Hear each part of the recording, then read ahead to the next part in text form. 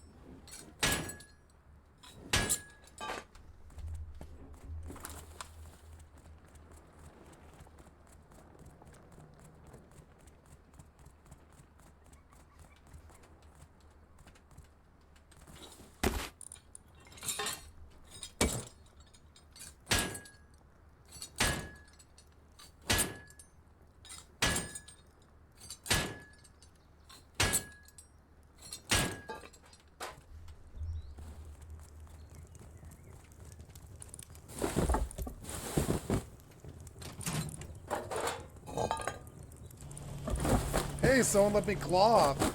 Nice. That's helpful.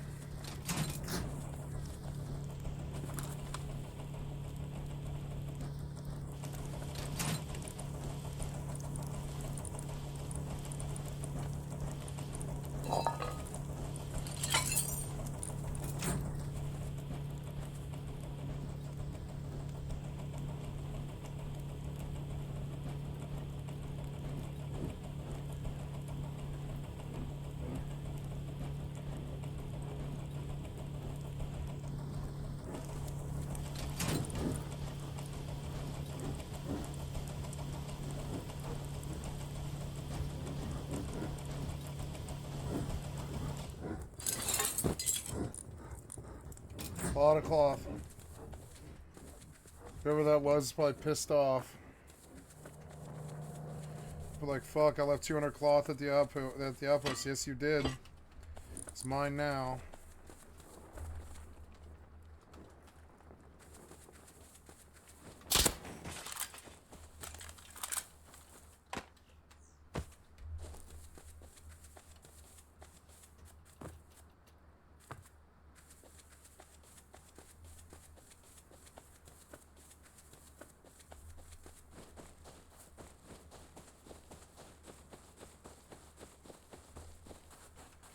Should have maybe spent that scrap on metal, but I don't know. It's not enough scrap to actually do anything.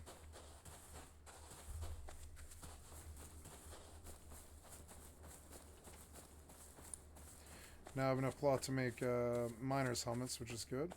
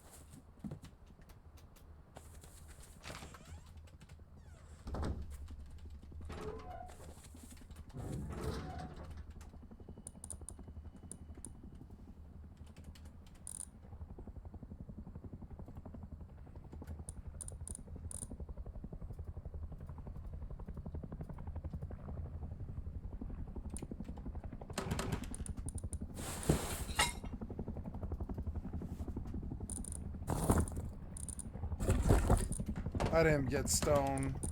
I mean, I don't particularly need it, but I should have. I don't know what in trade. Oh well.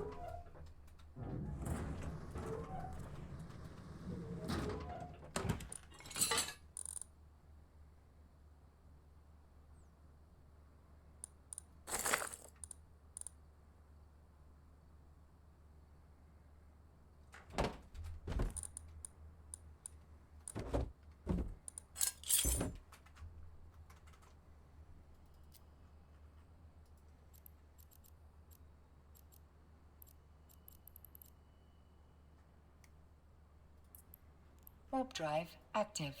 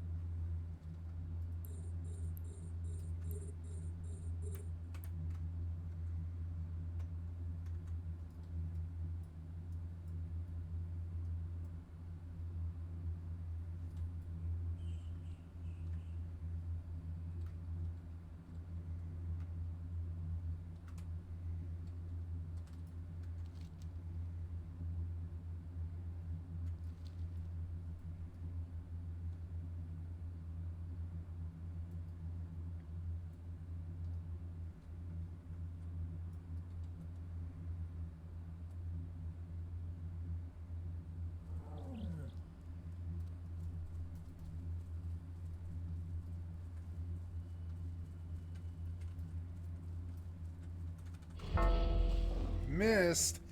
Fuck do you mean missed?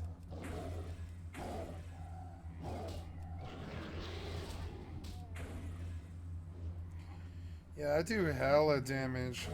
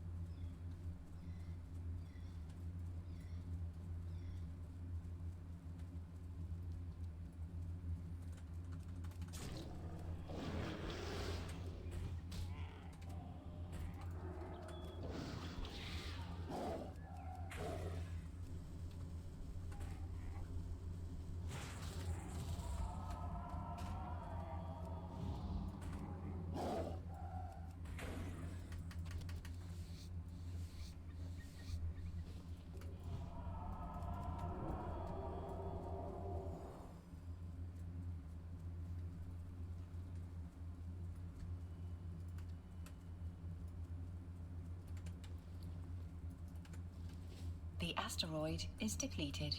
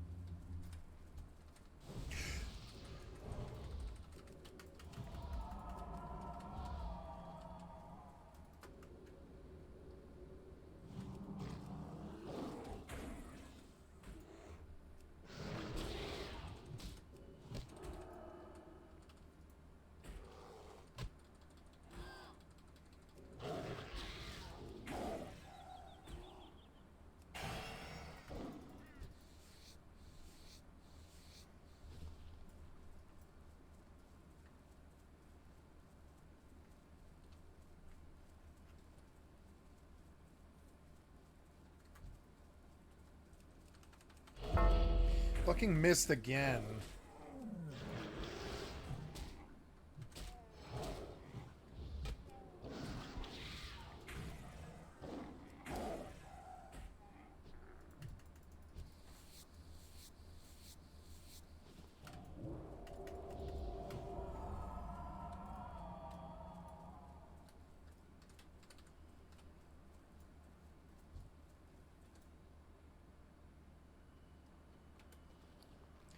I have some form of water, something. I believe I left without water.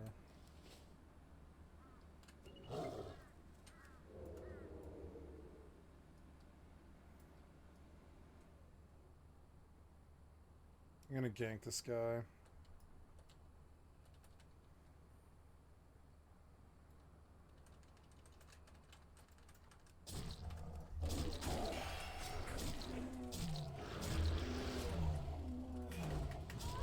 Wow.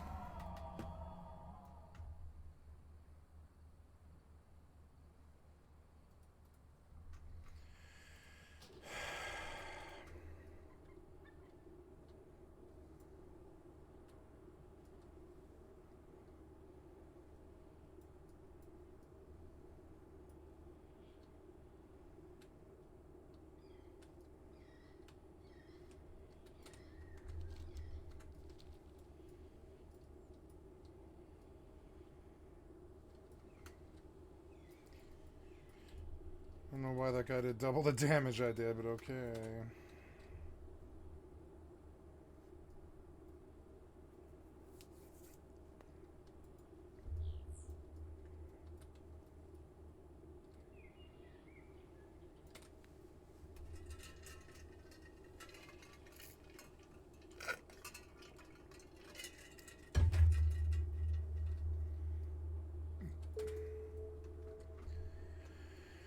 Failed to connect to server. Wait, what?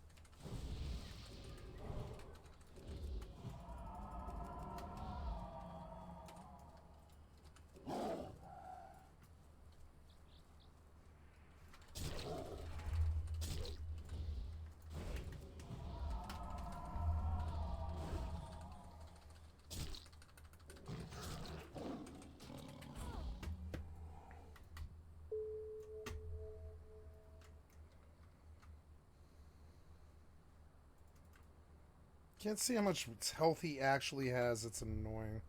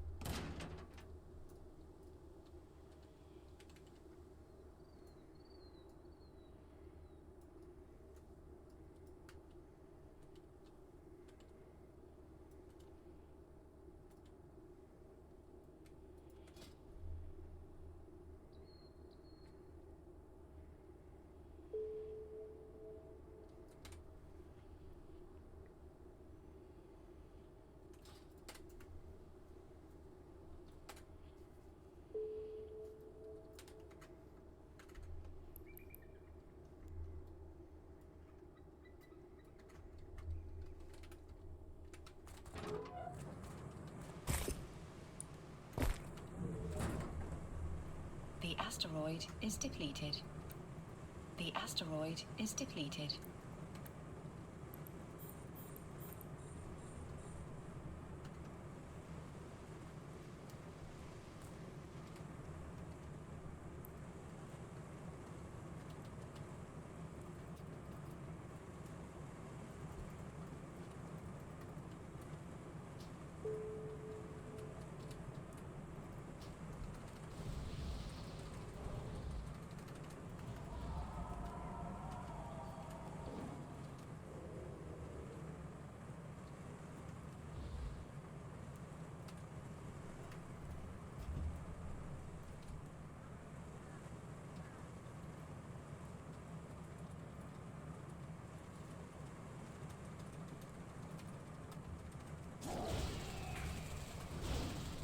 What? He one-shot me! What?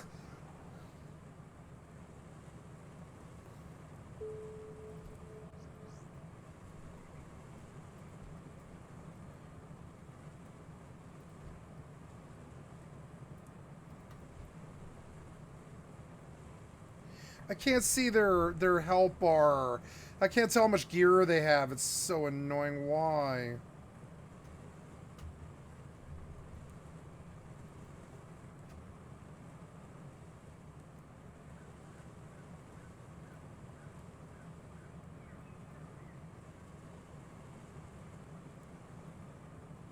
I don't know targets, but no percentages. I want an actual health bar. How did he one-shot me as a hunter like that? He chunked me for 3/4 of my bar. That was insane. Oh my god.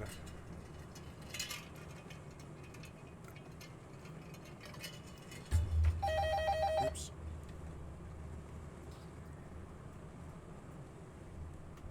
I can't get this ability to work.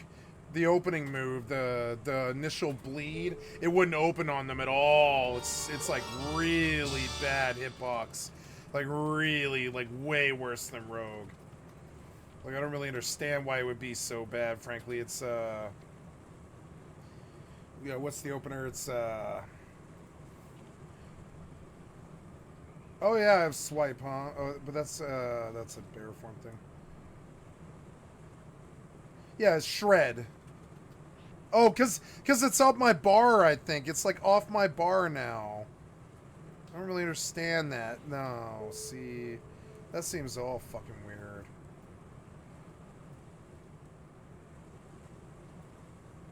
Fucking annoying.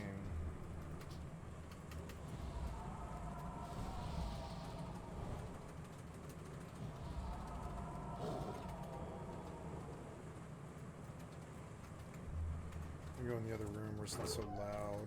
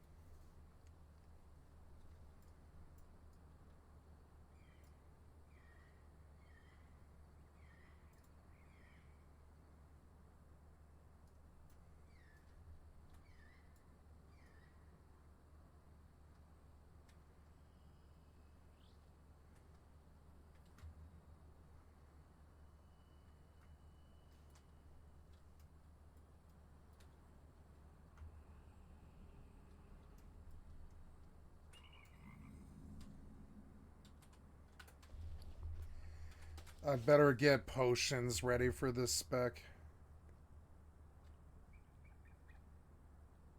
Oh yeah, put shred on that. That's why. But I also want it on my two key as well, in case I open with that too as well. Should be the same thing, really. Yep. And when I'm out, I don't need shred. I need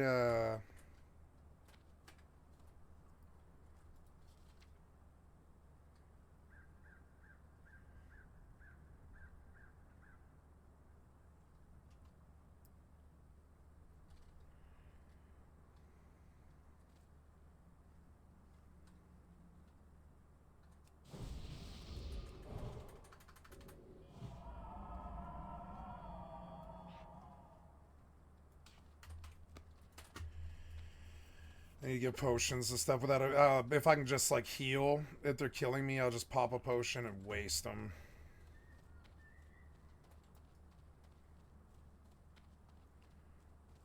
It's because I don't have any agility gear. I'm not getting the crits and stuff that I need. Agility stand. I need agility stam gear. I'm sitting in basically I'm sitting in caster gear, which makes me incredibly weak. Like I don't hit any. I don't hit damage at all. I have no agility. The only agility I have is from, like, none. I have none. Yep, 44. It's like my lowest stat, and this should be my highest actually.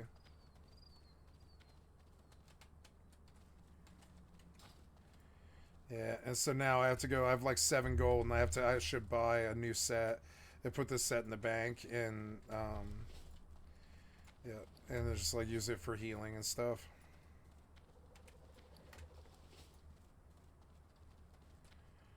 Deep moss spider eggs. Is it a quest? Yeah, it's like, but I don't care about the quest very much. I'm here to kill.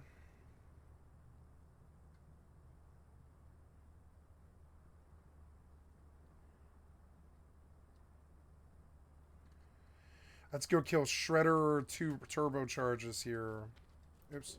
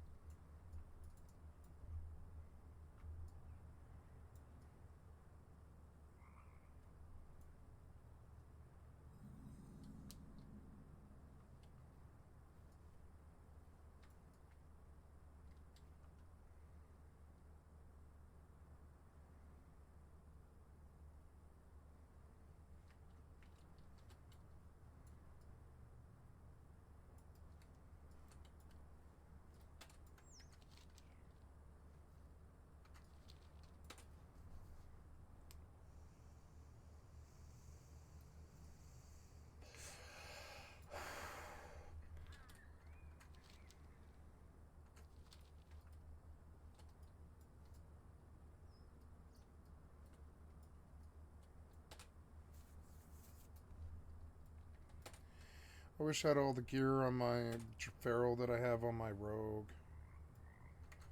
It's annoying. I will buy a full The agi asteroid set. is depleted. I should technically do it now, but Deforesters, but I'm looking for shredders. There are those things.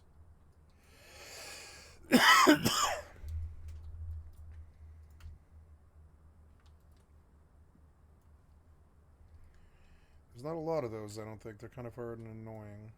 Maybe I'll get lucky with the drop rate somehow. Kind of doubt it.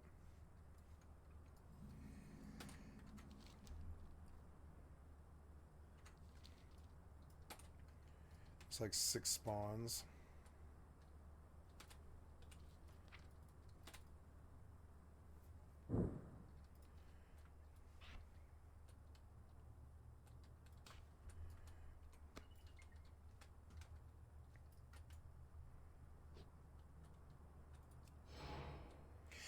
Oh, yeah, I can do that.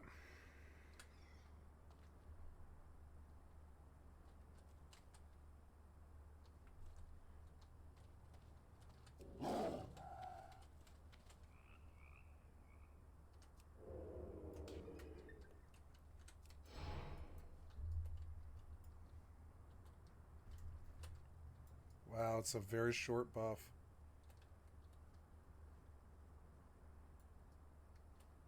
There, Shredder. Nope. Oh, there's Horde. He's an undead mage. I might be able to get him. Let's see. I don't really want to die here, but I don't frankly care either. Let's see if we can get him. Whoa! What was that? Well, I wish I could have opened on him. I didn't know he was going to blink on top of me like that. How the fuck would I know that? Kind of want to open up on him ranged, but... God damn it, man. Come back, you. He's hunting for shredders like me. It's so annoying. He just killed that one. I hate quests like this. It's gonna take forever, ever. Like, ever, ever. Yeah, forever, ever. I could kill these things, I suppose, but I don't really see, like, a fucking reason to spend the time. I'm just gonna wait for the mob that I actually need. I guess there's, like, 4 spawns on the other side of the river. I suppose I should go check that, too.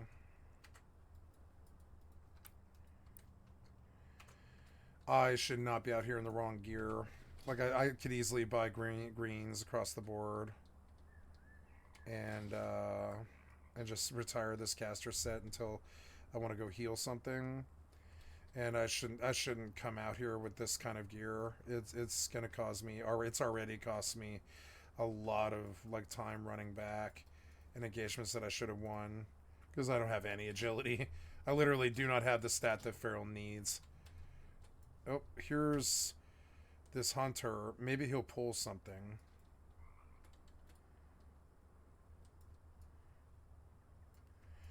Is he hunting this lock? Maybe. I don't know. I'm gonna go look for him, though. Maybe he'll pull something.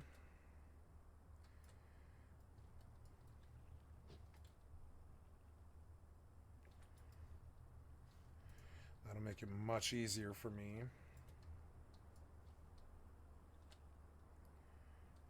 Like, I kind of would open up bleed and then just, like, fucking, like, spam heals. No, it's so fast. I need agility and stam. What is that, monkey? Yeah, I need monkey. Fucking annoying. Where did you go? You, like, went over this rise and you're just poof gone. I've never understood this about video games. Where do you guys go? Like, poof, just gone. Just nowhere to be seen. I get over the rise and it's like you've cleared the fucking horizon like some kind of Jedi shadow fucking fiend running its top speed like the beginning of fucking Phantom Menace. What happened, man? You run the same speed as me, but so we run the same distance. I get over the rise, you're poof gone over the fucking horizon. And it's like, I don't know, I've never liked that. It's a weird video game thing. It breaks the uncanny valley when they disappear like that. You're like, yeah, I guess he could have disappeared. I think it's because he phased. It's because of phasing. It really seems like they disappear because they do. And then you're like, what? I mean, this guy, did he run? No, he didn't run. He phased. But it comes across in your brain like he ran from you, but was going a lot faster than you. No, what actually happens is they just disappear because of the phasing. But your brain tells you that he outran you over the hill or something like that. And you're like, what the fuck? And it breaks your immersion a bit. But I do like phasing. It's a requirement. You know, it's got to happen. But it has jarring things to the immersion. The asteroid sometimes. is depleted.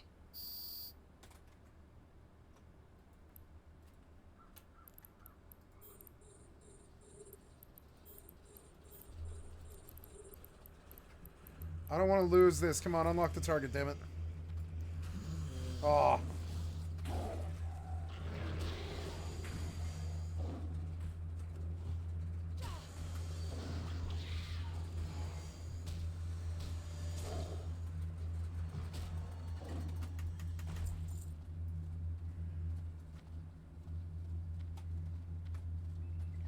I want to put this on a different key. Like that. There, that's a better one. And I want to bind it. Oh, no, I can't bind it. Shit. Well, I do. I want to bind it to something here. Oh, there's a priest.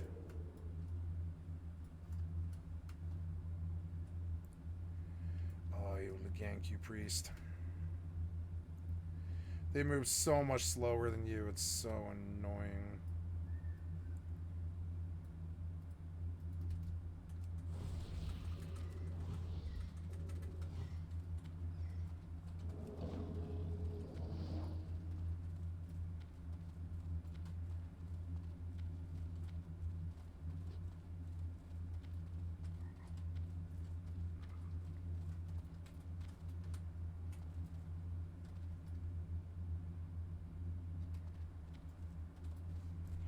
What was that? Some spider running through all weird.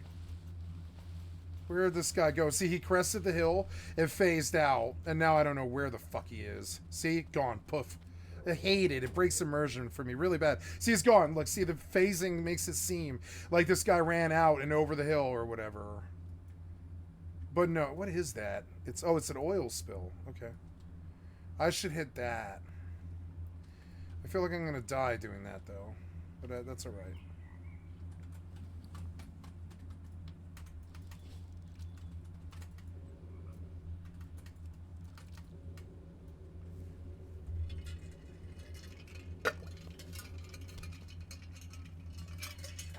Cranberry juice.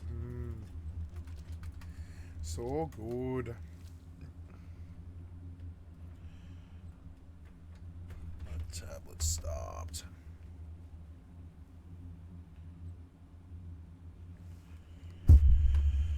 Okay. Let's find a YouTube video, maybe.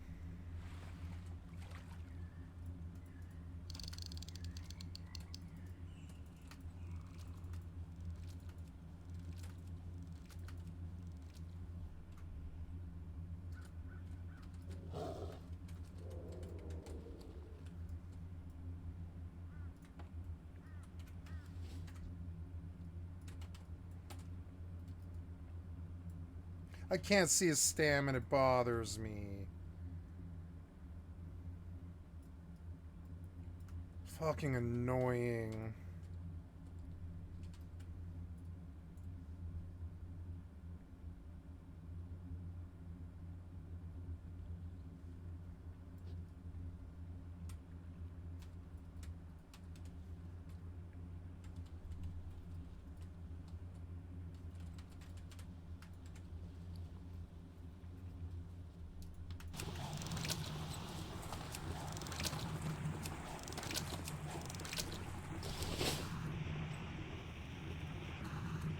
Keep my head on the swivel. I like this element of Classic. It feels like survival game. Especially when I don't have the gear to kill someone. As usual. It's always like that for me. I never have the same gear as them. Or the same chances. They always have an advantage. It's so annoying. I still win a lot of the time. That is loud. It's really, genuinely fucking loud.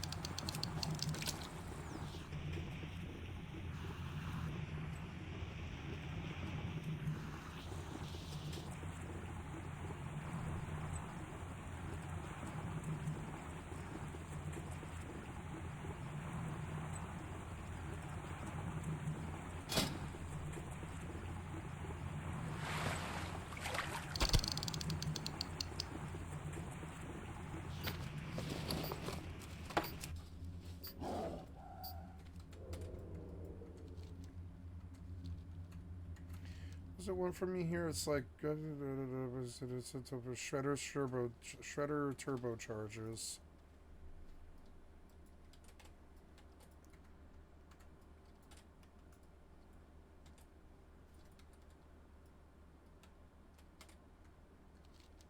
The asteroid is depleted.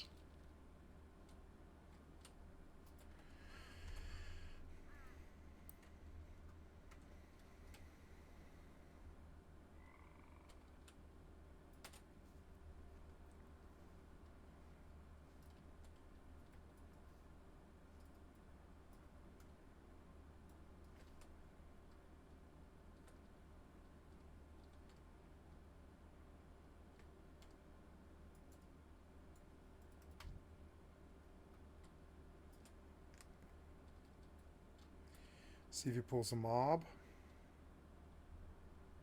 Oh, with that shredder, it spawned on him. He's gonna pull it and I'm gonna waste him. Watch this. It's perfect. It's fucking perfect. I'm gonna get him right as he hits him.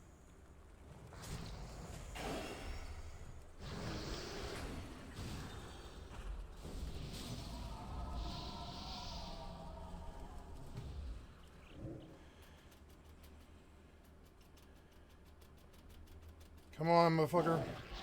Tell me the Moonfire kills him. Moonfire killed him! Yes! Bitch, what? My shredder. I can't believe I got him. I got him. Haha.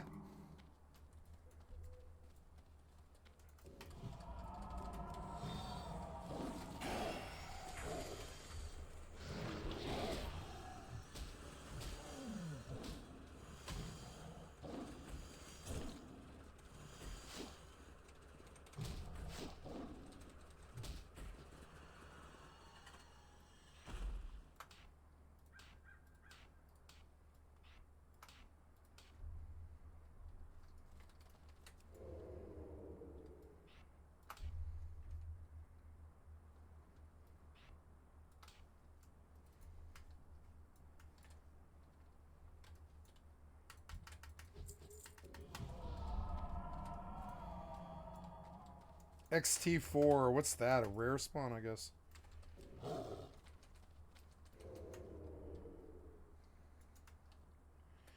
There's another shredder.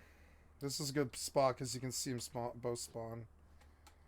I'll just like wait for Horde to come through and wait for shredders to spawn. I'm gonna get a new buff of my thing, as well as I want Omen on my.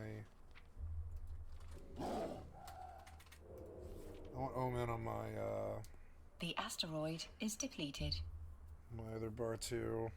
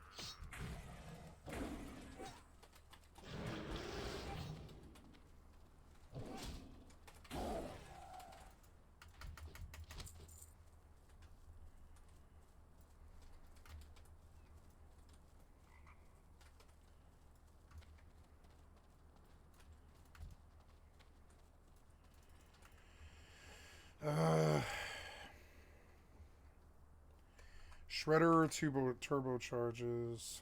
So if anybody's looking at that one, I'll quickly go over that as well. So you just come through Stone Teller Mountains, down the bottom, Grim Totem Post, and you kill the Tauren NPCs there, and they will drop the relic for that one, and you have to heal 10 different beasts. So I've got another video on that if you want to check that one out. And yeah, all you need to do is heal 10 different beasts. So druids, hunters pets, shaman if you horde, and that one is for wild strikes, which is the druid wind fury. This one here is for wild growth. So this one's a bit of a pain to do. You've got 3 different parts that you need to do for this one. I don't think you don't need to do them in any particular order. I thought Ashenvale was going to be the worst, so I left that one for last. I came to Duskwood first. There's an owl statue here, this location here where I am there. You click on this owl statue and you will get this eyes of the owl. So you can now see spirit beasts. So you get that buff, and then you can find this NPC. So this is where I found the NPC around here on the map. So you have to run out of that divot in the middle there, and then run around here. So I just run around this area, and you should find this spirit beast NPC. You just kill the NPC, and then you get your first what is it? Symbol of the owl. That's the second one that you get. This is the second one I got. This is the third one.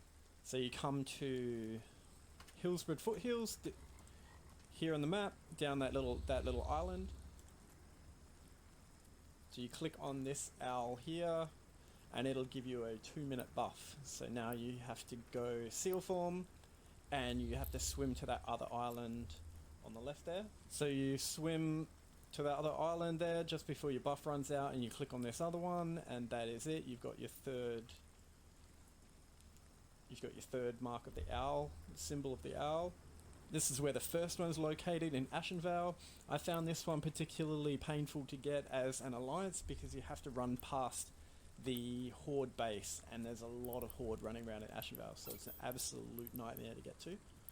So maybe it might be better to bring a group with you just to help, because there's a lot of horde running around ganking people in that zone. So it is a bit of a pain to deal with that one. All you have to do for this one here is you click on this on this owl statue here, and it'll activate this little it'll spawn waves of mobs, so there'll be 2 mobs that come at a time, and I think there's 3 waves. So they're attacking this wisp, it looks like. You know, I think you have to defend the wisp. It's not too difficult. I soloed it, so it should, yeah, you should be able to do it solo or with 2 people. So that's the last one there. Boom, and we've got all 3 of our symbols. Active. So after you get all 3 of your symbols, you come to your druid trainer and you hand the quest in, and then you get your rune. This NPC here in Barrens, in the Ratchet, is one of the runes that I don't have at the moment. So you come into the inn here in Ratchet, and this NPC there has got a quest. So you need to do all 3 of these quests to unlock the ability to buy the rune from the vendor, and it sells the rune for 5 gold. So you've got 3 quests here to do. You've got to hand in 24 fish oil, so you can farm out fish oil from Murlocs or Naga. This is the next thing you need to farm, dark iron ordnance. So I believe you farm these from like dark iron dwarves. So I believe people are farming the dark iron dwarves Docking up request top accepted. of wetlands, the elite dark iron dwarf mobs to the left. So I think that's where people are farming those items. And this item here, the Shredder Turbocharger. So the recipe for this item drops from Deadmine's the Shredder boss, and only engineers can get this item. So the engineers get the recipe, and then you need to have an engineer craft these items for you. So you'll have to either have engineering yourself or work with an engineer to make these. And that is the three quests that you need to hand in to this guy before you can unlock the rune. That rune is for survival of the fittest. So this one is like a tanking rune, reduces damage taken. And the last rune I do not have is for Skull Bash. That's this one here, ranged interruptibility. To get this one, you need to hand those supply boxes into this MP. Looking at that one,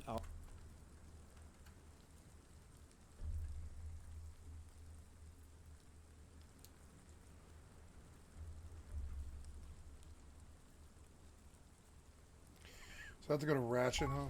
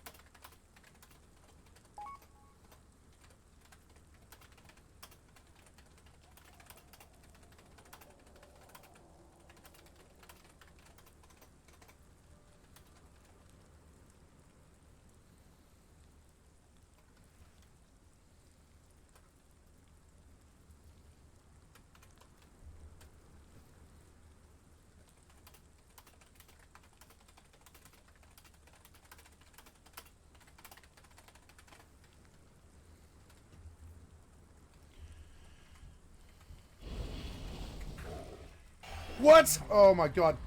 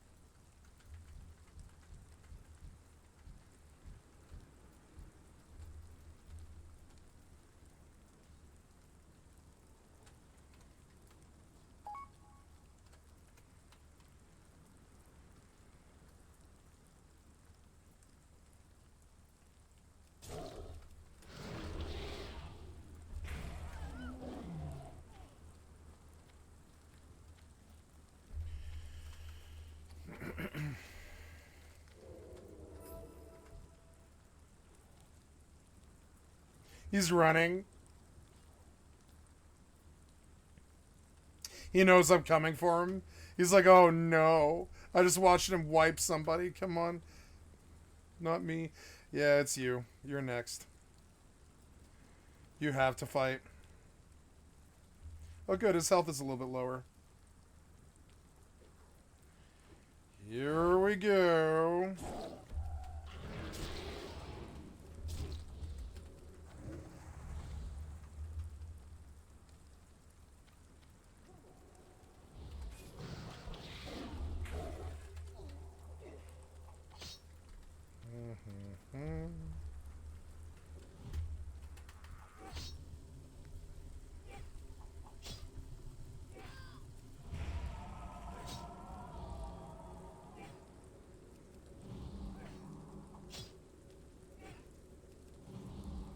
I have 3.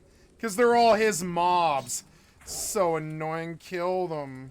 Kill them now. There's no reason why they should win this. No, there's no reason why they should win this. No, no. So dumb. Why was so many on me? They weren't my mobs. So annoying. Get off me.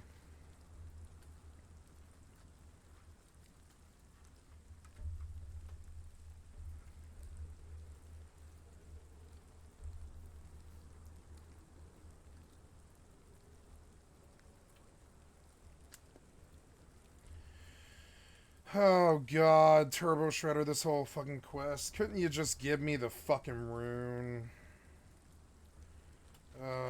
What's this called? It's like survival of the fittest. Alright.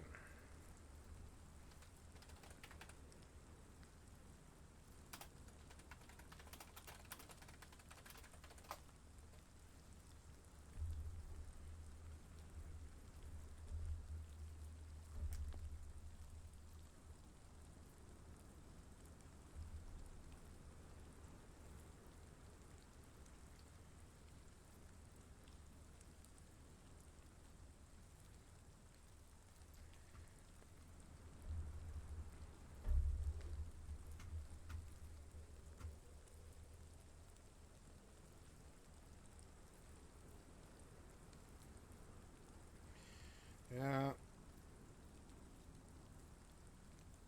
That's a good rune.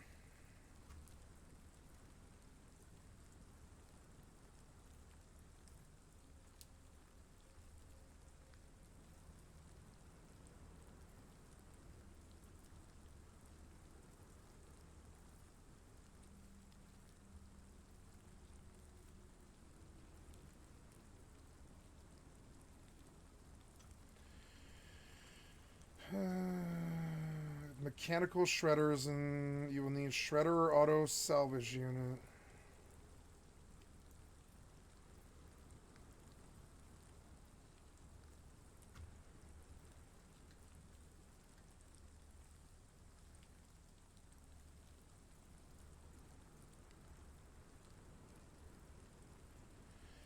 This is terrible.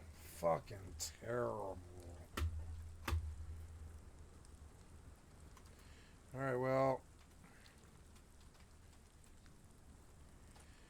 I guess it's back to the drawing board for a couple more days of totally pointless running around and bullshit and money expenditure.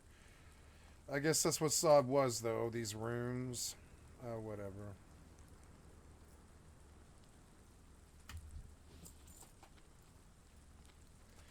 Gonna leave this place, I guess. Where do I go? I guess the fastest way to get to Ratchet would be Moonglade. Or I should just go to the town nearby, I suppose. I have turn-ins here, but... yeah, let's go to the turn-ins, I guess, yeah.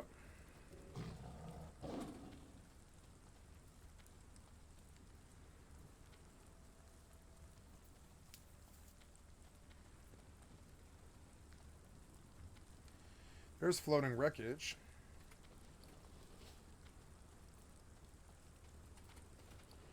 That's good.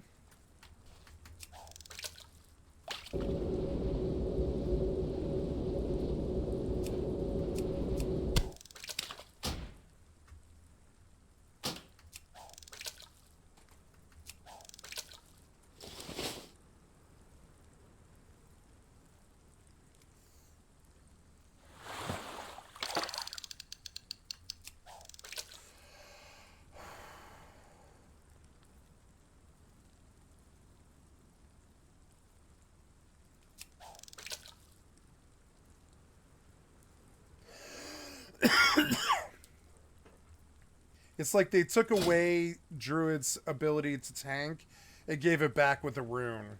10% damage reduction. Couldn't you just give me that damage reduction? Do I have to go get a rune to get my armor back? You know? They said they wouldn't do borrow power anymore. But I mean, if you don't have the rune, you're bad. So like, and so then, you know, you go and you get the rune and you pay a lot of money and time to do it. And couldn't you just put that in our spell book and not taking my armor away? It's like we hit them really bad over the last 5 years over this. It's like they invent something so they can take it away. And the rune feels to me like they took Farrell's tankiness away. It used to be called survival instincts, I think. And now, so their thing is survival of the fittest, right? A little bit of a play on the words, but they're like, if you want Kata Druid survivability, you've got to do a bunch of like jumping through hoops and stuff. And I just wish they were a little more clear about it. Just a little more clear, that's all. Here's a pair of boots that's like a fairly good upgrade. It's a good tank set of boots. So it's definitely better than what I'm currently wearing. So on they go. And oh yeah, and my staff.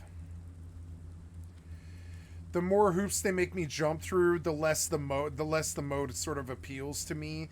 I wish they would just let me get to the business of. Oh, no, he doesn't see me, I don't think. Ooh, there's also oily water. Why wouldn't you stealth? It's so annoying. Ah, I'm gonna get me another tuna farts. Poor tuna farts. Yeah, I'm coming for you, bitch. I'll get you too, Trick Daddy. You first, Trick Daddy.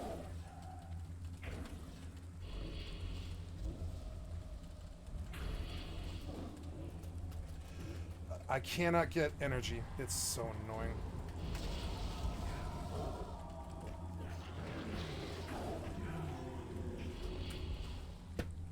I don't know why the damage stopped. Nice.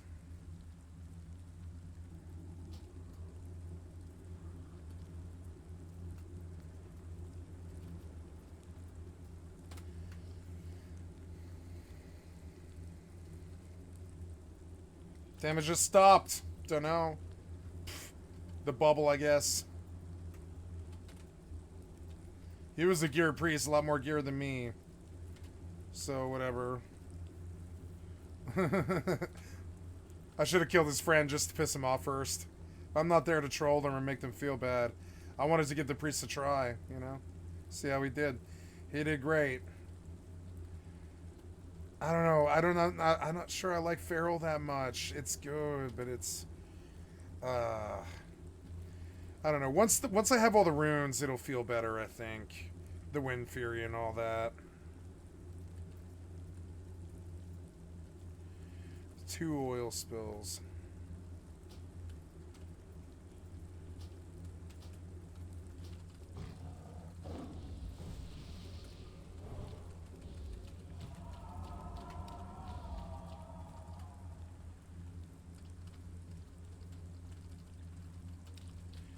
I want to try again.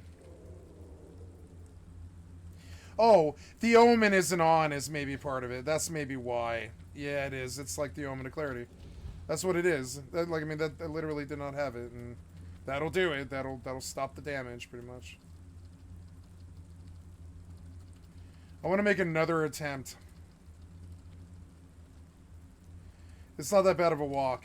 They don't see me. I wish the mana would come back faster. It's so, I have all this spirit gear, but it doesn't seem to be doing anything for me.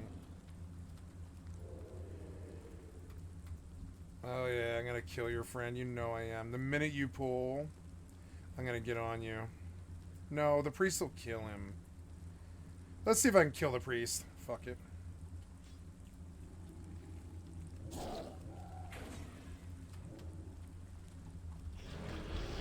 What?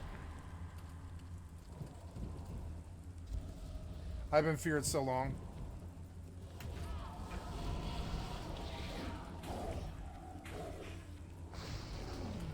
Ah, damn it. The fear lasted so long.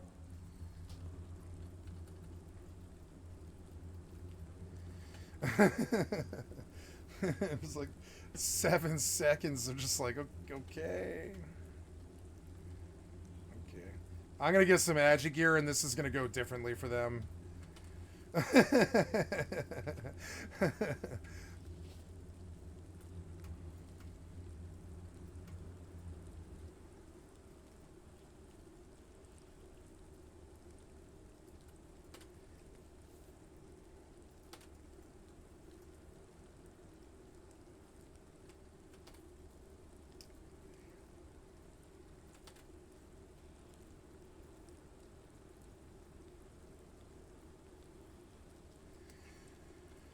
Oh, the runes are a bit of an imposition. That's not something I'm really enjoying that much. It's like, whatever. It's cool, the abilities they give you, I gotta say. It was more fun on Rogue, though. So annoying.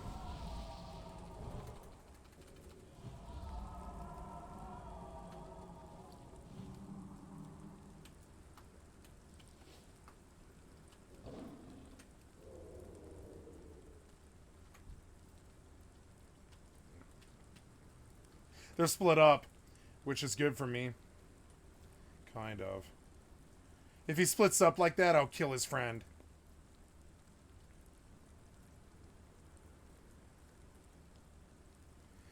I'm obsessed with killing this duo. It's probably a husband and wife pair, I think. Oh, Trick Daddy, how I want to gank you so badly. I want to kill your lock friend.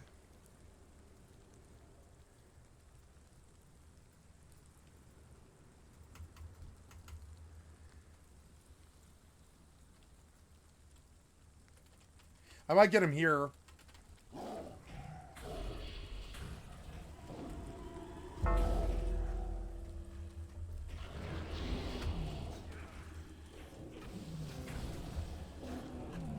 Ah, damn it, the fear is so annoying. Okay. Nope. The fear is forever. How are you landing those fears? I'm 5 levels higher than you. You nail every fear. I'm 5 levels higher than you. The likelihood of you nailing every fear like that perfectly is fairly low. I'd say it's like 1 in 20 and you keep nailing it. Like nailing it, you motherfucker. I wish I could kick him or stun him or something. Doesn't really have the control that it needs. A little bit. I don't know. I've noticed that my macro is kind of busted with the Sunfire on it now. I need that to change. Like, if I could spam Moonfire, some of this would go a little bit better.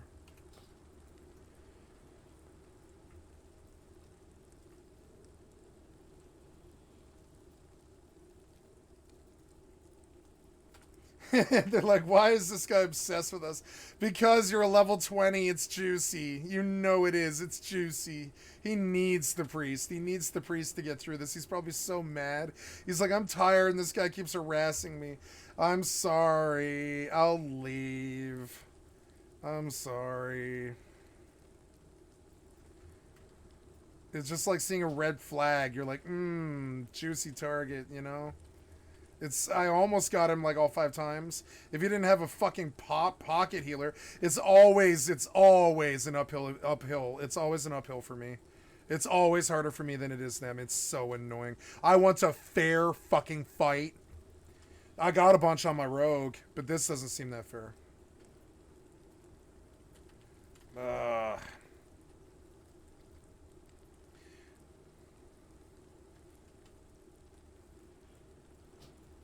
I should have let him pull a mob.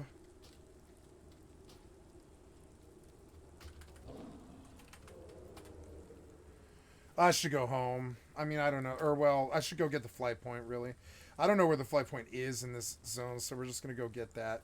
I'm going to have him... I'm going to have her walk, like, that direction for a really long time. If she aggroes, I'll kill it, whatever it is. Yep. Alright, let's go do this stupid-ass janky quest.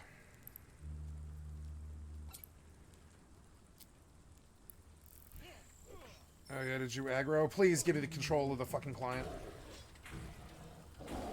Seriously, I don't have any of my buffs, so I suck, kind of. I can't seem to get that fucking Savage Roar.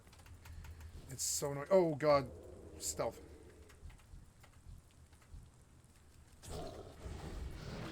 Look how much damage he fucking did to me off the bat! That is insane! Why would a hunter do 5 times the damage a feral druid would with a melee hit? What is that? Like, yeah. They edited that out of the last 17 years of the game. What? Ah, damn it. I need real gear. This isn't it. I'm in caster gear trying to be on a rogue. That's not how that works. I'm like, I've got mage stam. Yeah, I've got like mage stam. I can't actually live. I get killed in 2 hits, like by hunters and shit, because I'm in complete caster gear with no stamina at all. Like none. No stam on any of this gear. There's some on the chest, but that's it. Oh my god, buying a full fucking agility set is going to cost so much money. No wonder I'm so rich.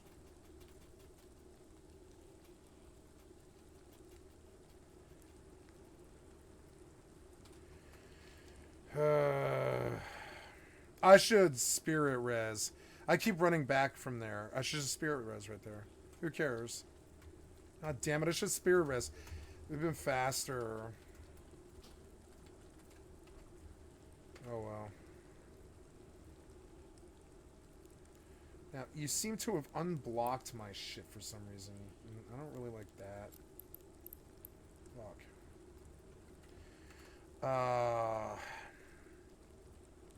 I want to look at my history because I was watching a really good video, but I just can't remember what it was.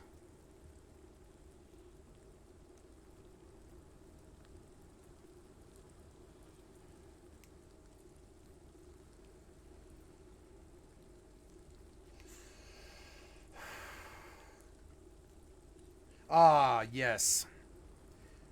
The After the Shrug. I want to rehear this one. This one was so good. The starting of this was good. We'll look at the philosophical elements of it. Things grow inside you. We're part of you now, you think you hear them say.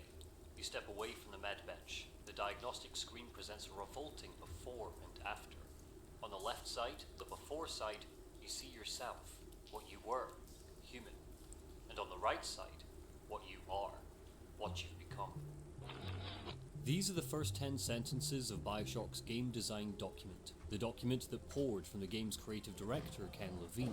The document that was eventually used to secure I keep funding not for getting one of Omen the of most Clarity up, influential which games already ever bothers made. me The detail so you can find much. inside doesn't It read like a annoys pitch me for BioShock. really 2 bad. pages I don't are like buffs dedicated like to that at multiple all. Plans lay Fuck out was with how we're going that. to design our own weapons. He, like, The leashed it. enemies are described as alien and monstrous, mutants, robots, ghosts. We read about volcano complexes and an island cult filled with religious fanatics. Quote, "You are Carlos Coelho, a down-and-out former Black Ops specialist who has been drummed out of the service due to psychological instability. Taking a job as a deprogrammer, someone who de-brainwashes cult members, his first job finds him undercover, flying towards a remote island called Salvation with members of a cultist religious group called Serene Dawn." Levine's pitch doesn't look like other game design documents we've seen before. BioShock's tells a story. With sketches and concept art, we get snippets of the dialogue, some of the belief systems prescribed to the cult, minor asides of secondary characters that the player will encounter.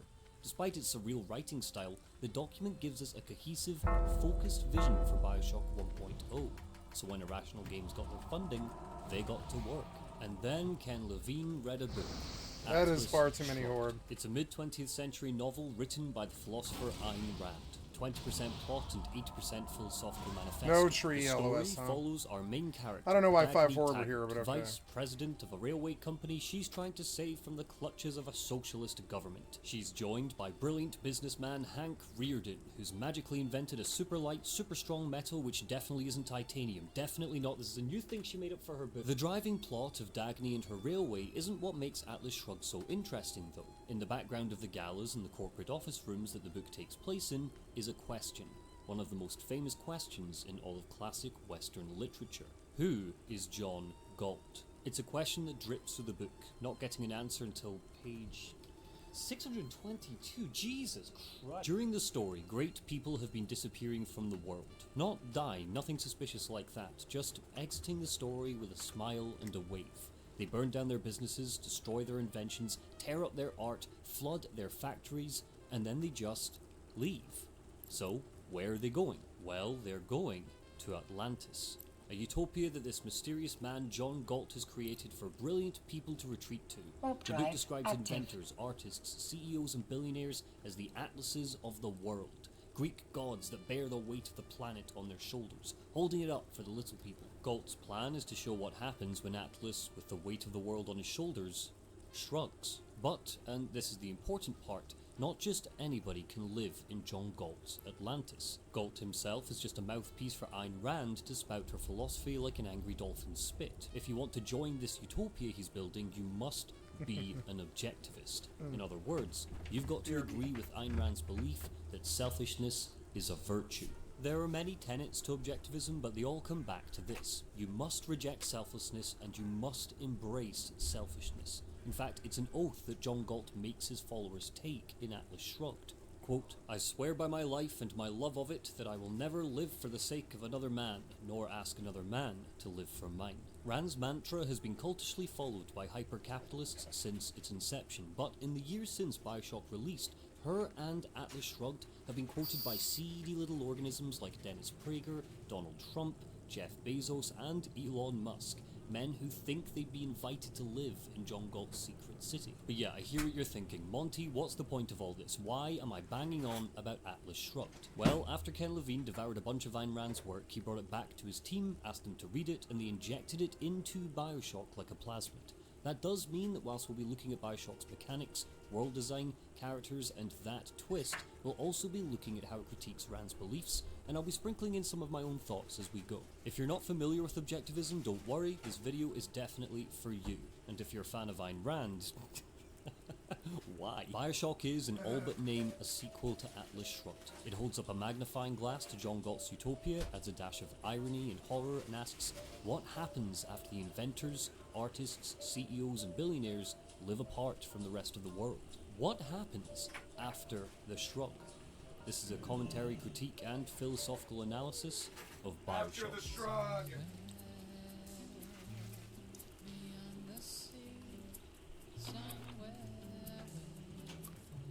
They told me, son, you're special. You were born to do great things. You know what? They were right. There's a reason why BioShock's first 10 minutes keep showing up in top 10 game opening lists, but the irony is that the brief cutscene that introduces us to Jack, our main character, was funneled into the game at the 11th hour. Originally, we were supposed to open in the ocean, the remains of the crashed plane burning ominously all around us, but many people found it confusing. There was no establishment of the time period, no understanding as to who we're playing as, so that schlocky 50s style that we see once we reach Rapture ended up making people laugh, not terrified. Parallels were drawn to guys and dolls gangsters running around in goofy hats and pinstripe suits, yelling at you to sit down cause you're rocking the boat. Great musical, by the way. It's strange to imagine a BioShock missing Jack's opening statement. Strange to imagine an opening where we don't get to see the photo of his family. Strange to imagine the later twist without the package on our lap, bearing a concealed message starting with "Would you kindly?" We don't take control of Jack until he's in the ocean. The colour palette is that typical dark blue, already setting the tone for how dark this game can be, both in its setting and in its environmental design. Where BioShock Infinite is subverted by its Disney pop presentation, the original BioShock's design is globular.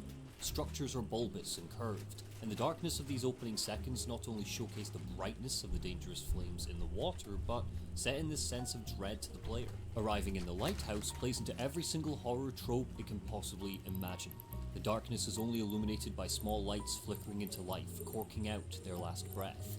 The door shrieks shut behind us, trapping us in, and then once the room is lit up, we see our first image of Andrew Ryan, and one of his many, many mantras. No gods or kings, only man. Ayn Rand was a concrete atheist. She didn't believe in gods or kings. She believed that blind faith led to group thinking. The individual is what's important to her. The ability to think for yourself, to come to your own conclusions based off evidence provided, is probably the least controversial part of her belief system. But, and this is where Rand's stands are probably going to yell at me in the comments, I think objectivism on the whole contradicts that. For an objectivist utopia to work, a place where selfishness somehow betters all of mankind, it needs everyone to get on board. It's an absolutist philosophy. One weak link in the chain means the whole idea fails. It's why John Galt makes his followers take that oath. The group all need to agree that they will never sacrifice their own happiness for others. That's the easy part, but they also need to agree that they won't sacrifice other people for their own happiness. For example, let's say you have 100 PS5s collecting dust in your basement and I want one. I decide to steal it. That would be a selfish act that would make me happy, but that wouldn't be objectivist because I'd be taking from you. I'd be sacrificing your happiness for my own. I would be breaking the oath, even if your definition of happiness is hoarding those PS5s just so you can resell them, you parasite. The imposing image of a huge bronze Goliath, angled so that it looks like he's leering down on us out of the darkness like a monster, is enough of a first impression to staple Andrew Ryan as our big bad. The motto of his philosophy is plastered on a dying banner in gold letters, painted against a red background, the colours connoting a sense of a bloodthirsty king. The very fact that there's such a pretentious statue of Ryan at the entrance to Rapture completely undermines the message it carries. No gods or kings, Ryan portrays himself as both to the people of his city. The same goes for the sound design. Despite the old-timey presentation of Bioshock, the 50s music playing, the accents and clothes of its people, the harsh metallic clangs echoing away in the distance, and the biosphere that we're tunneled into are distinctly diesel punk. We are less than a minute in and already Bioshock is screaming at us that this isn't a world which necessarily exists in our reality. Just like the identity Ryan wants Rapture to encompass, Bioshock's atmosphere is that of a proto-reality, and nothing shows this clearer than when we enter the bathysphere, the brassy yet dull mini-submarine which will take us below the depths. Our breathing becomes hollow and echoey, and our first image is the statue Irrational nicked from the design of Ayn Rand's famous cover for Atlas Shrugged. A metallic Prometheus, strong and muscular, his arms raised up in a gesture of victory for overcoming the odds and making it to Rapture. But just like the rest of the game, this is what you take away at a surface level, because at a second glance, it's clear the statue's wrists seem to be bound, a prisoner or a slave. And considering once you sign your contract and take up residence in Rapture you can't leave, well, the link is obvious. I am Andrew Ryan, and I'm here to ask you a question. Is a man not entitled to the sweat of his brow? No, says the man in Washington, it belongs to the poor. No, says the man in the Vatican, it belongs to God. Oh boy, oh boy, oh boy. Who is Andrew Ryan? Where Atlas Shrugged waits until its final third to answer its question, Bioshock leads with answers. The first words out of his mouth are his name. I am Andrew Ryan, as if we should be in awe of this very fact. Ryan presents Rapture to us like John Galt would, pulling phraseology right out of the Rand playbook. Is a man not entitled to the sweat of his brow, he asks. Of course he is, but Ryan, just like Rand, doesn't give a tangible value to your sweat. Andrew Ryan conceptualized Rapture. He birthed the idea, but just because Rapture stems from him, he thinks his sweat has more economic value than the workers who physically built the place. It's important for us to trace where Ryan's wealth first came from as well. He invested the most financially into the creation of Rapture, but those finances go all the way back to the early 30s when he was lucky enough to find oil under his home. Rapture comes from a man who got rich through luck, not necessarily through the sweat of his brow. Don't worry, we'll look at a couple of specific examples of this later. Before Andrew Ryan even speaks, there's a fictional advertisement for plasmids, the game's crude version of a magic system. Incinerate, it tells us in clear, bold letters, already piquing the player's curiosity at how cool it will soon feel to have powers like these at our fingertips. Will we be able to incinerate things? If we can do that, what else can we do? Andrew Ryan is already shilling at us and we haven't even seen the city yet. Ryan Industries sits at the bottom of his screen, telling us that it's not that he's necessarily an elected leader in Rapture, he's just a businessman who's acquired so much wealth that as a result it's transformed into power. This is Rapture. We're not even 5 minutes in now and we've already been presented with everything we need to know about this world. It's drenched in over-commercialization, claiming that this is the natural nature of man, to sell and be sold to. Hypercapitalism at its finest. Over the course of a minute and a half, Ryan goes on and on, politically spouting his own personal ideology to us. And if you weren't already getting a sense of Bioshock's objectivist themes by this point, Andrew Ryan is here to backhand us with rhetoric, with evocative language, with unbridled Like disgust Trump. in his voice as he talks about the American government's welfare system. But Andrew Ryan is well spoken. Andrew Ryan is confident in what he says, and the emotional pictography here is all clearly supposed to stir something in a resident of this time period. It's all very convincing. We're expecting to see something magnificent when we step out of the biosphere. The buildings are purposefully designed to look like smooth, sleek versions of how the world sees New York City, a skyline Ayn Rand regularly referenced as inspiration. Despite the disheveled lighthouse behind us, we firmly expect Rapture to be running smoothly. The lights are on, neon signs shimmer through the gloom, and rather than blue, the lighting here is almost silvery and rich. As we pass by those Atlas Shrugged statues once more, Ryan tells us that if we want, Rapture can become our city too. And based off of this presentation alone, you might be inclined to believe him. I don't know how you survived that plane crash, but I've never been one to question Providence. I'm Atlas, and I aim to keep you alive. There is an immediate contrast between the wonder of what the bathysphere shows us and the reality of what Rapture has become. The lights are giving out, the people have lost their minds, gutting each other at the first chance. Elevators are on fire, crashing into the depths. Suitcases are strewn around the welcome hub.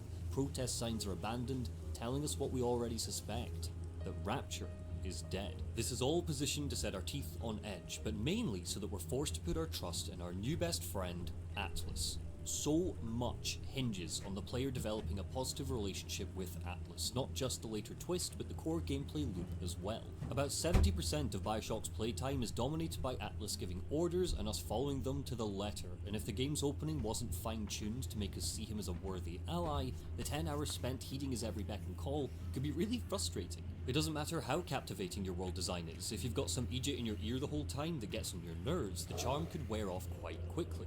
This is in fact the trouble that Irrational ran into during playtesting.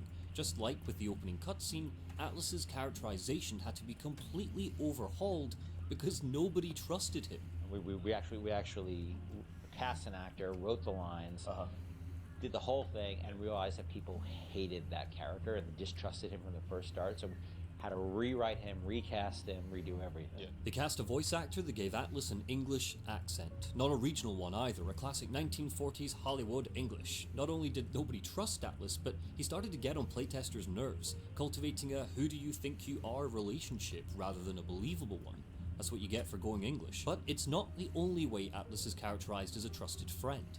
The game pulls a few tricks to align us with him, so let's quickly run off a few. He's grouped together with a The partner, asteroid Johnny, who's is scared, depleted. sympathetic, and polite just before his death. He saves our life when the Splicer attacks us. As we rumble through the opening area, we're told about his wife and child, just desperately trying to escape from Rapture. This is an empathetic goal. He acts as our tutorial, teaching us combat strategy and how plasmas will be useful during exploration.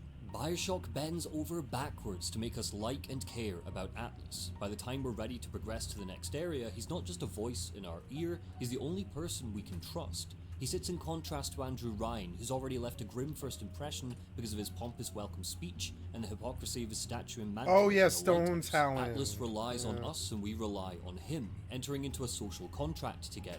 He'll keep us alive and we'll help get his family out. And that social contract is at the heart of Bioshock's thematic exploration. Objectivism, selfishness, and altruism, selflessness, both rely on I that thought those social venture contract. company It's higher-ups the one were thing slave which the two drivers. philosophies have But in then common. I met Like we Sputtervalve, discussed the earlier, cruelest of them all. everybody needs to believe in them Though and it's follow better than them being if they're out of a going to job, lead I to a suppose. utopia. In an Or interview worse, in working with 2016, that Ken Lorenzo. Levine said, If you're What I here was to trying to do help, with I've got Bioshock something was for to you say, to do. okay, well, Terrible in what the Atlas venture Shrugged, company there's a has done utopia here, where eh? Ayn Rand What were makes they all the thinking? rules and Goblin all the Company characters hiring were a under her gnome. control. Lucky for me, What if Sputtervalve knows a genius when he sees one. Hired me just after I'd been kicked out. Tells me they built some enormous woodcutting machine. And Sput wants me to steal the plans for him. Unfortunately, Gorenzo, bloody gnome, wants me dead on sight. Maybe you could steal the plans for me. You should be able to find them on one of their operators.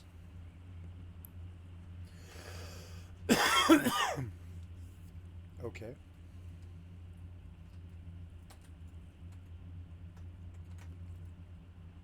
under everybody's control. And I think that's the problem with utopias. We bring ourselves to it. We think we're leaving our... Thank you, Monty Xander, for the excellent concept of my stream. I've liked the sub to your channel. I really like your style. I like the points you're making. I like your stances. I like that you took a stance against these fucking, well, right-wing politicians. I like that you said what should have been said. I mean, I hate to say it, but I do like it when people take a stance, and especially when it's my stance. And Ayn Rand has been on my mind a lot lately. I don't like Ayn Rand, but I respect her. You know? And I don't think Atlas Shrugged was the greatest book ever written or anything. But I think it was it was a well-written book. It was okay. I am used to many, many fantasy authors delivering that large of an epic tale with that much philosophy. That's actually usual. A lot of people think it isn't. But especially in high fantasy, it isn't just Tolkien. How I miss her, my homeland and friends. She must be doing well with the Sentinels to be sequestering adventurers for other tasks. I'm proud of her. It is a pleasure to meet you, adventurer. The situation here in Stone Talon is obviously grave for a night elf and gnome to be working together. The Venture Company has devastated these lands, and I've spent most of my time putting an end to the destruction. Do not judge Gaxim prematurely. He understands the need for us to work together. If you wish to aid us, then start by speaking to Gaxim. I'm sorry I cannot send you back to Tara with good news yet. Perhaps I'm not having good luck with hunters without the right agi. Need burst and dangerous. That's what this land is. But I'm here to show the Night Elves that it's a little safer with the help of good old engineering and a dash of magic. See, swearing off magic completely won't help the Night Elves. They need it. The world needs it. And with engineering and alchemy to boot, you can't go wrong. The possibilities are endless. He's like guarding. You Do you see, see it? Adventurer, I'm a member of the Enlightened Assembly He might of be Archaeology, AFK. Alchemy, and Engineering Sciences, and it's my goal, nay, my duty, to show the Night Elves that a blend of magic mixtures and mechanisms can help I need buffs and but it's a omen and hard-fought war, all and the this goblins stuff. reproduce like rabbits, it seems. I haven't even had time to build my newest inventions. I need some time to plan and organize, but to do that, I need your help keeping the goblins at bay in Windshear Crag to the east.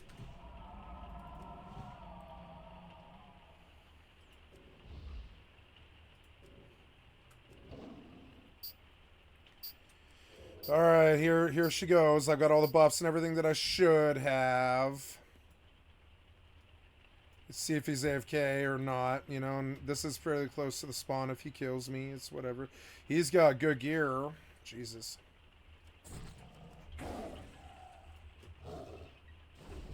Oh. The asteroid is depleted. Ah.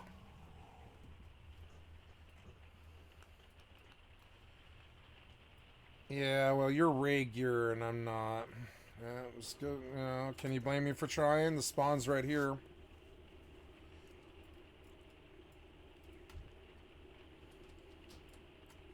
$40.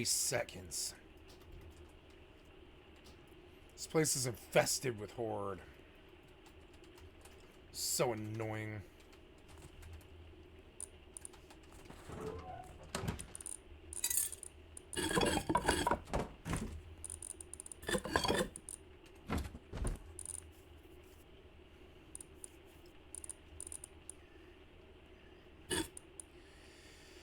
I don't know, I should take metal tools. I cracked the last one, though. Yeah, I've got leeway to do that now, though.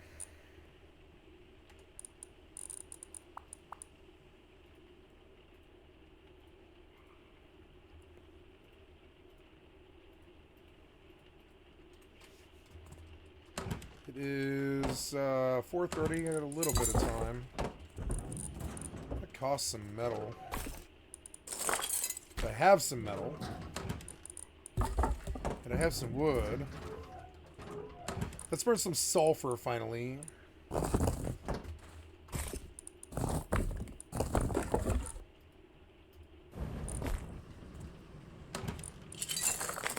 852. That's good. I'm gonna use it. Metal shopfront. 2 of them. Oh, do I have points? No, but I'm about to.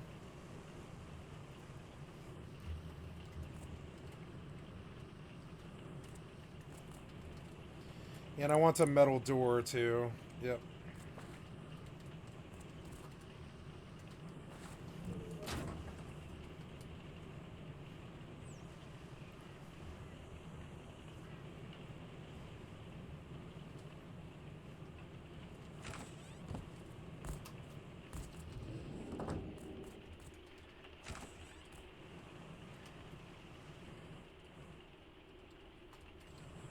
It's annoying because it's like there's no protection on this side. I didn't put a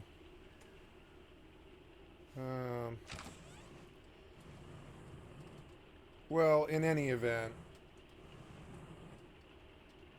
see, that's wrong. I actually do need to fix it. I think I gotta fix that, and I've got to go get stone, and I've got to put a honeycomb layer here that I missed. I guess I forgot. That's annoying. I need to get out of here and get the right gear and drop some loot. I want to go get that FP that's north.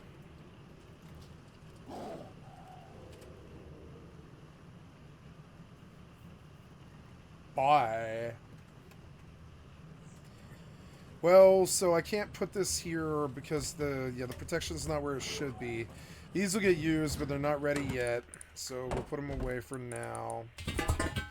The door is wise, but we'll do that in a minute too.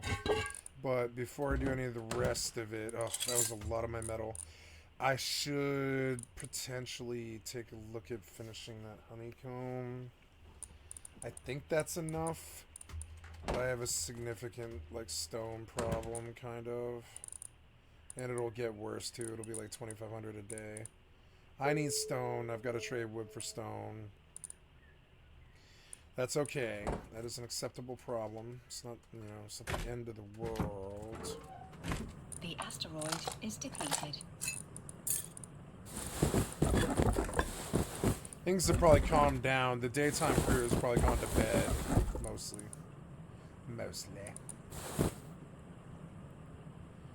Yeah, seems weird. Where's the...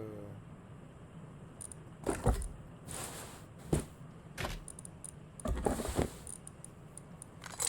that's it. I'm gonna pack into a fucking asteroid.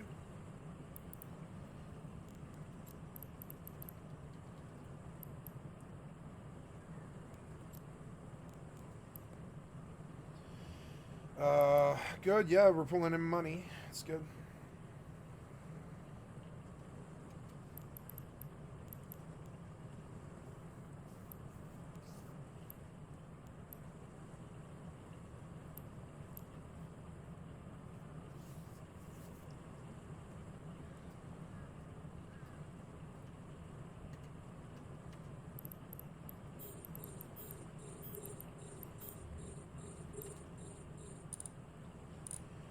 Okay, so...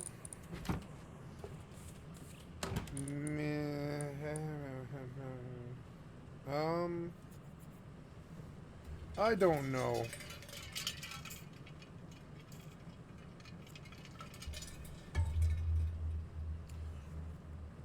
Gotta get out there and chop wood and nodes. Chainsaw would be good, but I don't have the T2 to produce it.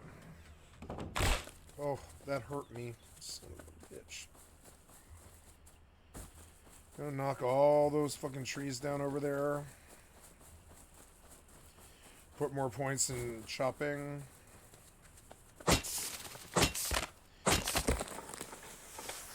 It's really nice to be able to just play Rust. I actually really fucking like it. It makes me happy. I've been playing WoW like for a long time. I might get off it now.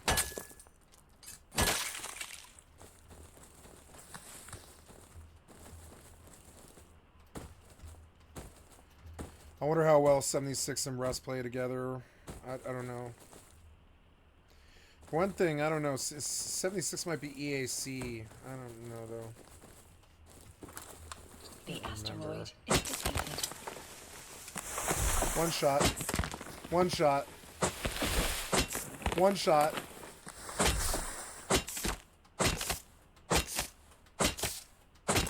Five shot.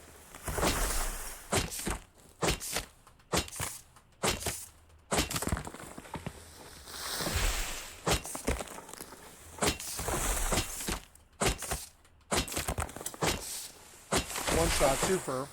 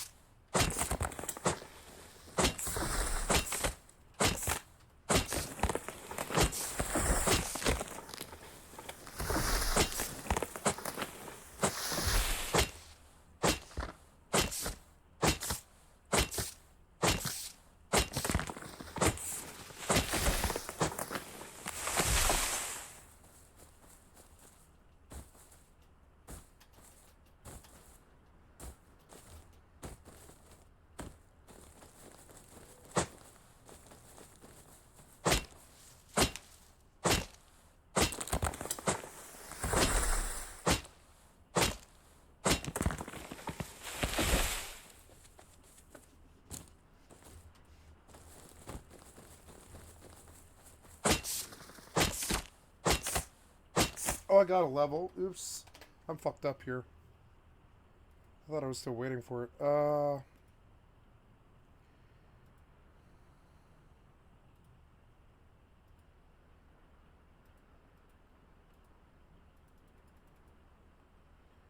Can't reach it yet, huh?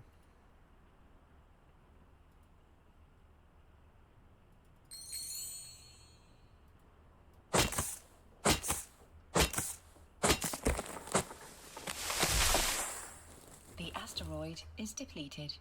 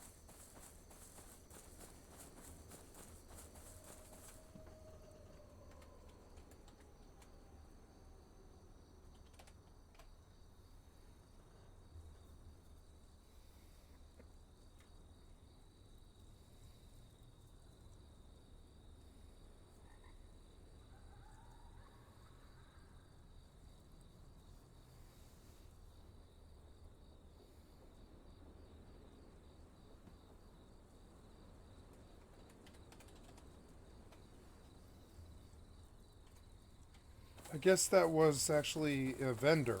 It wasn't a player. I thought it was a player. No, I think that was the vendor, which is good.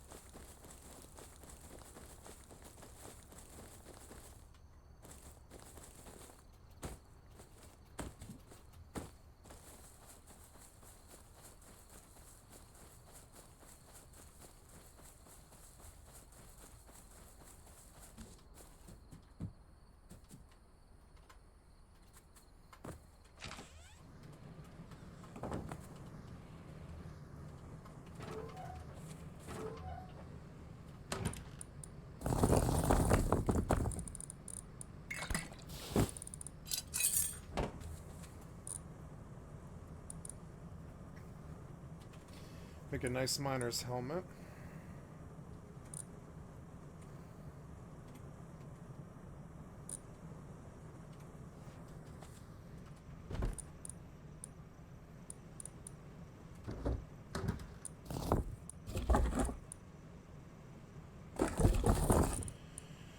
Wood and stone.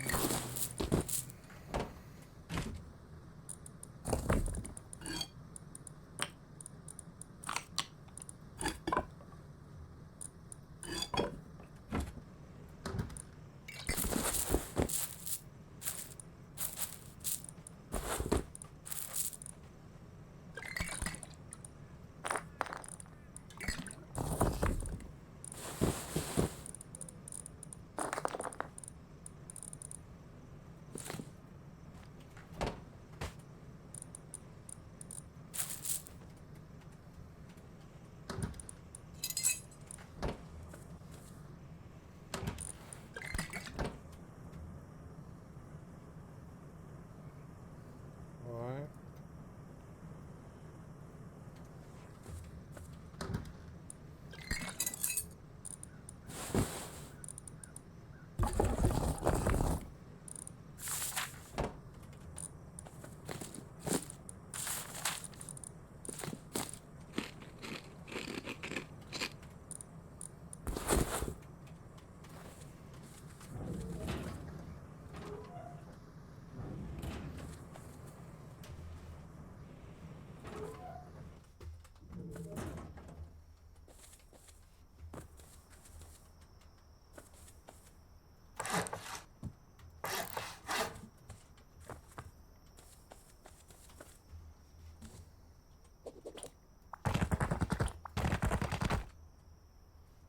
Wait, that's not right. Oh, no, this wasn't right, really. And that sucks, kind of.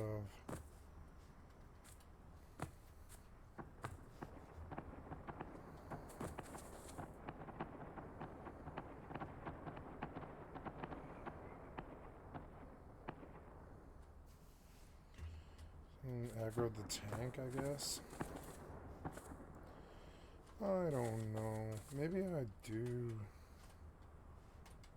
It's significantly more expensive.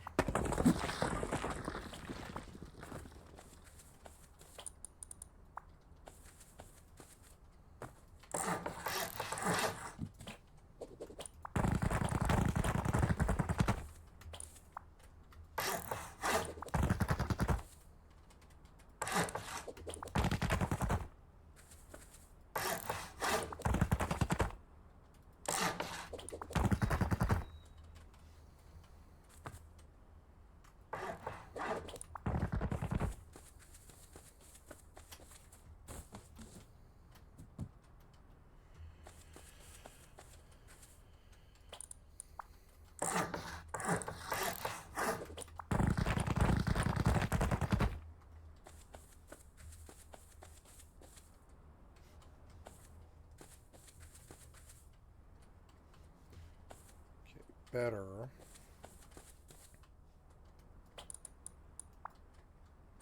I want to do a lot lot of doors.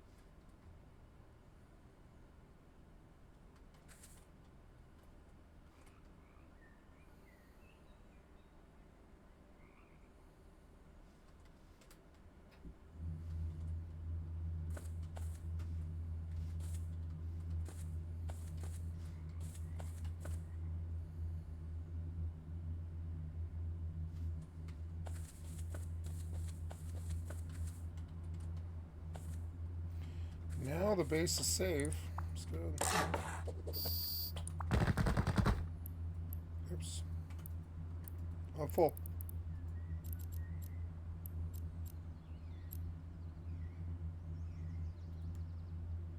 Warp drive active.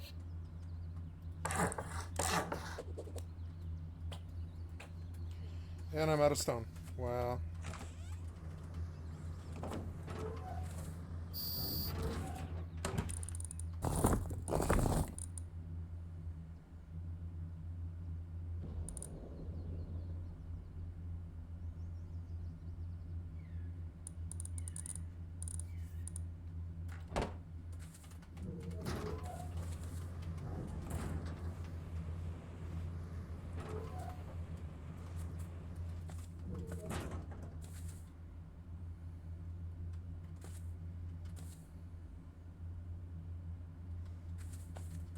Docking request accepted.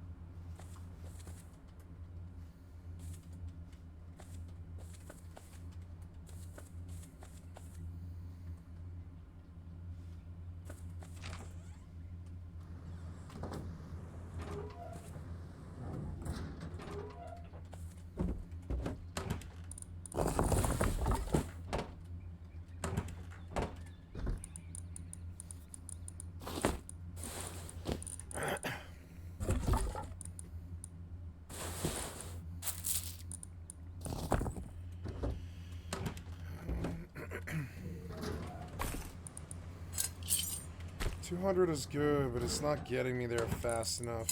Need more. It is annoying, I must say.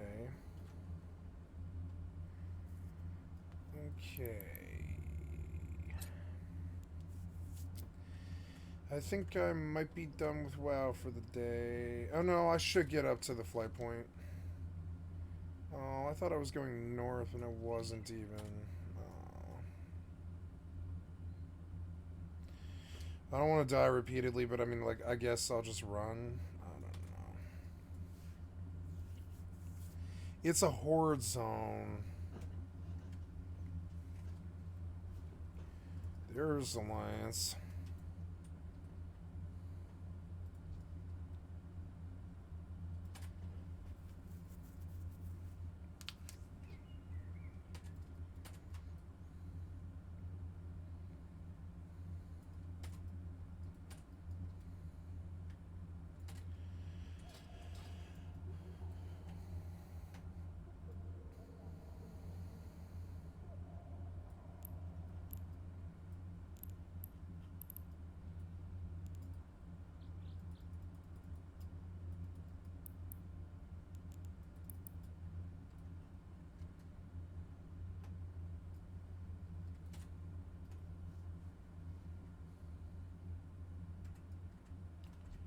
Here's a possible gank. Oh, I'm gonna take it. Yep.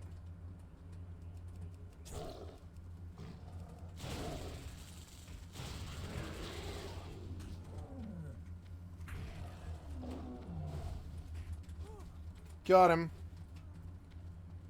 Oh yeah. I don't even have Omen up. Or buffs or anything at all.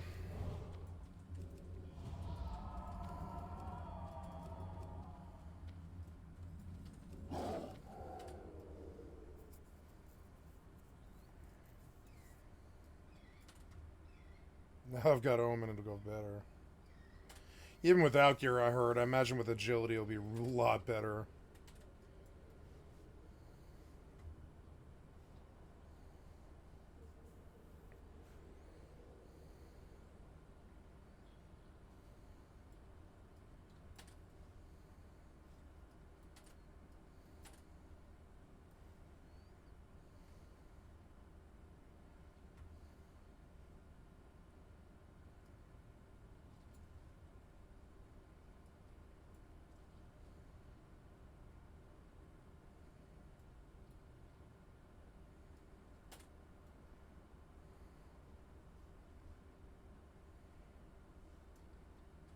Should probably get off the road.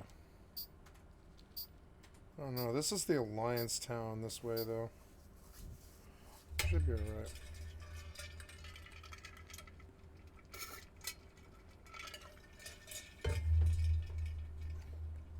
I imagine how boring this must be to watch this slow RP walk north. But I mean, it's better than graveyard runs, like 5 or 6 graveyard runs. And it feels Metal Gear Solid and fun to me, you know? Like, it's not a bad thing. This is something I'm standing by. I think I'll try for that thing, see what that does.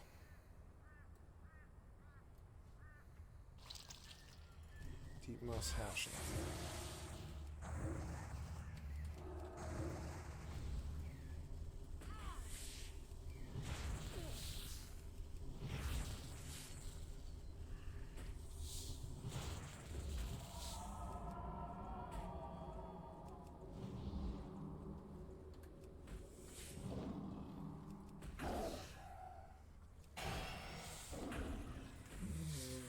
Wow.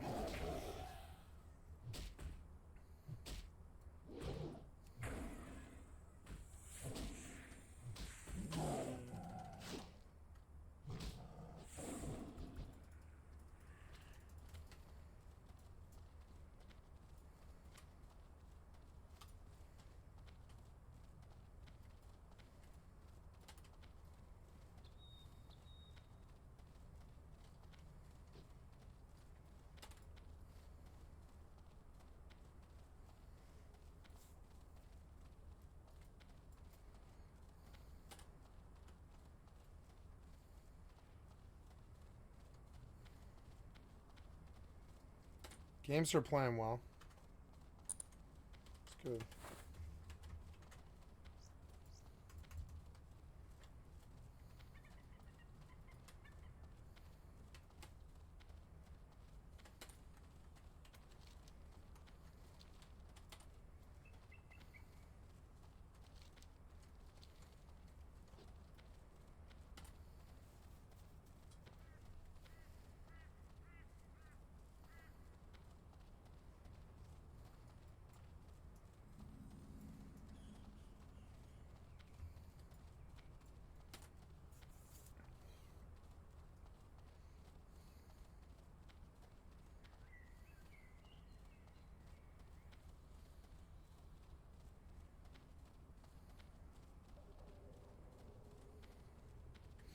It's going to be stam and agility. It's not agility and strength, is it? I mean, I don't know. Does Druid get a really good stat weight? I keep trying to finish that Druid video.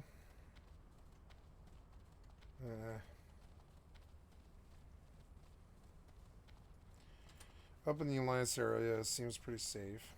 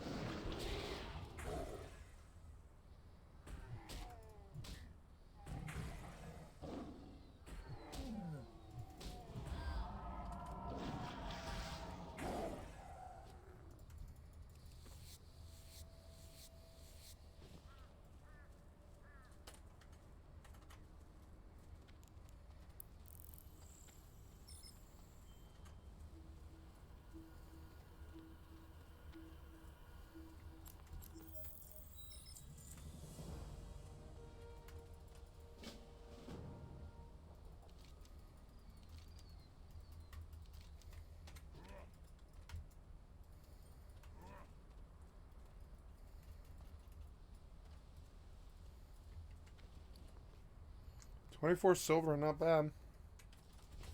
Where we can let you fly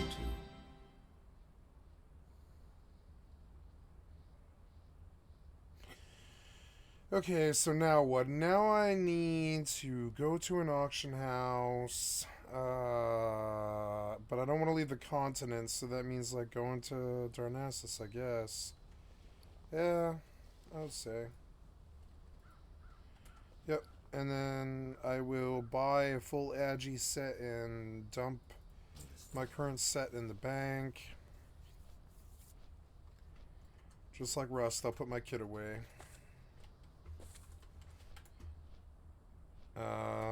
Let's go run to the gas station. See if we can get some metal and a nice mill crate. Maybe some food, mushrooms and such. I like that the pop died down.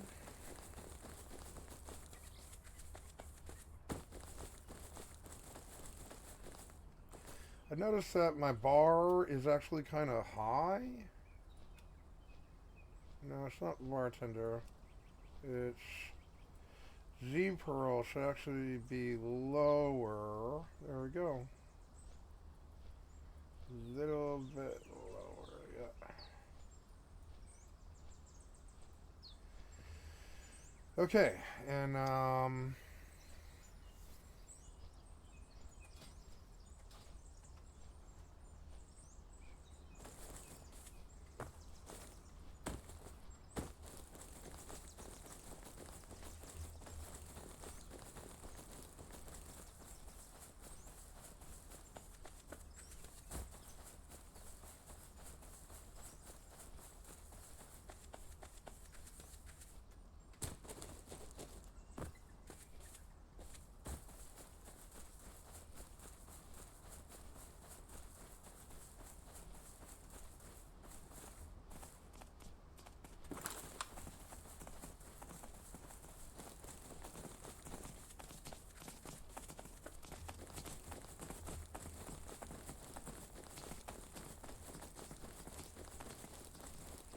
fucking annoying.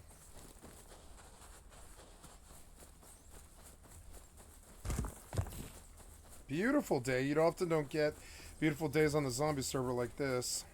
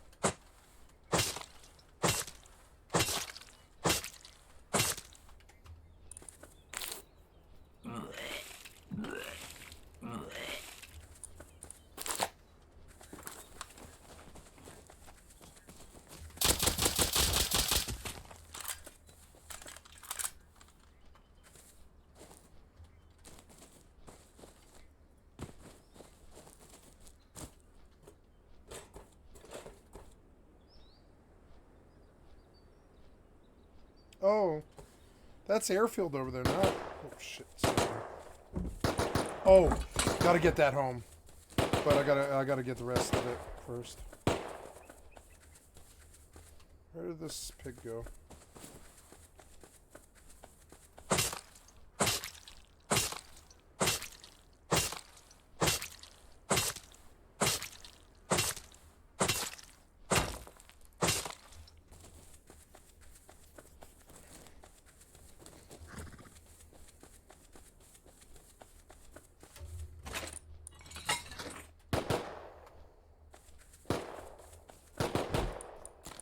Med 6 are good. I forgot to research them. Put it on my bar.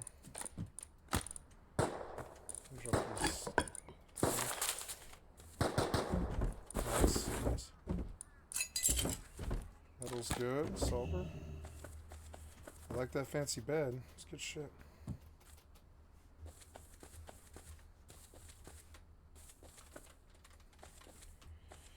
food, water on the shelves, mainly water.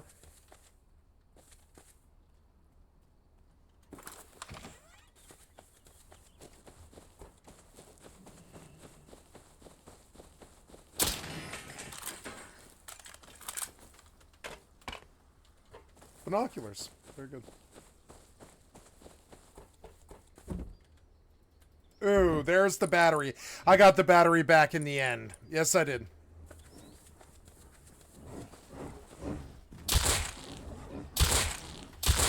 Oh, did they change it? What the hell? Those guys seem fucked up. Why is that happening? Oh, revolver, nice. I should go home now. Those guys seem more hardcore, like they take more shots to kill. It's weird.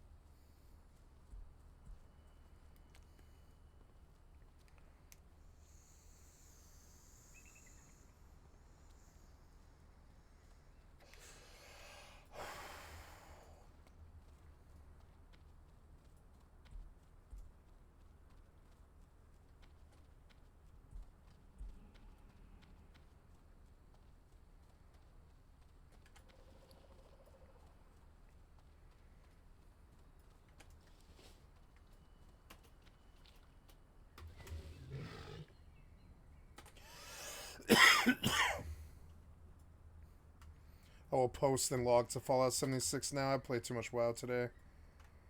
Like, for how little I got done.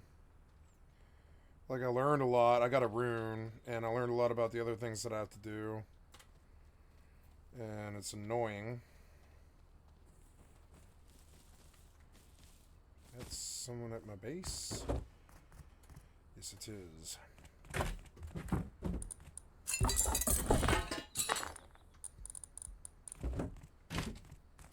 out there with a fucking pistol, I'll tell you that.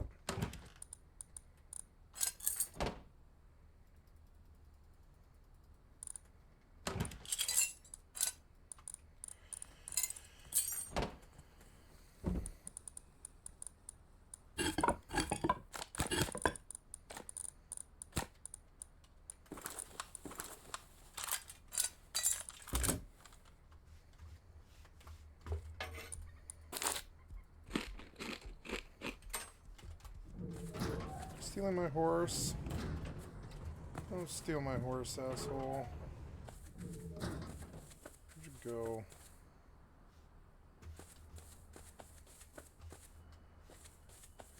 There he is.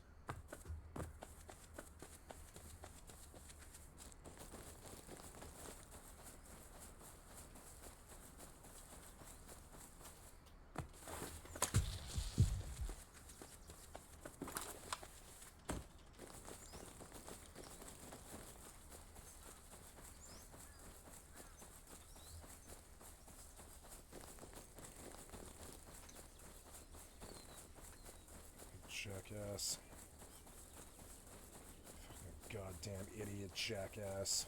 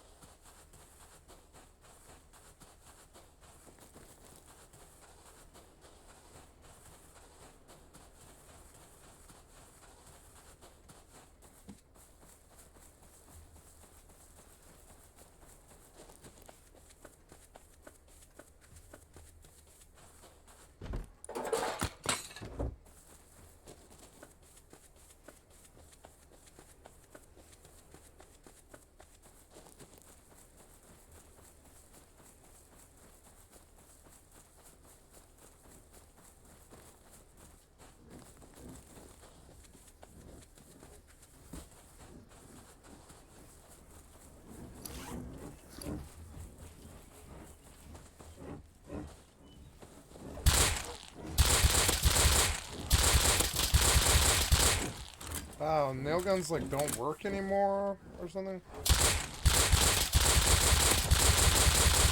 That's insane. I guess he does not want you riding nail guns? I don't know. Oh. Seems odd.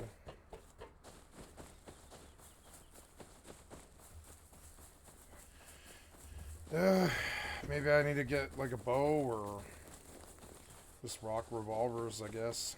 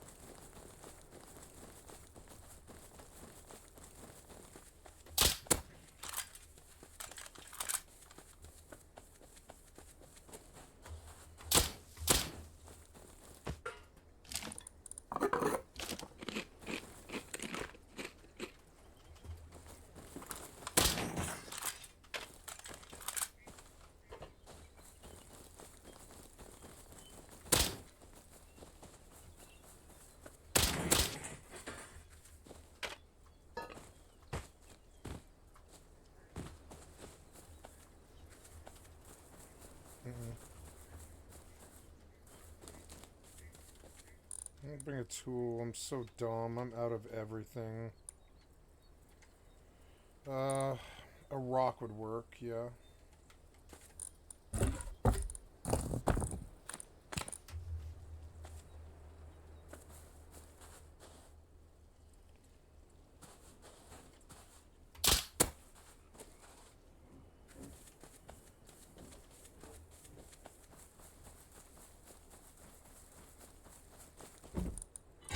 Ooh, that's worth getting home. Both of them.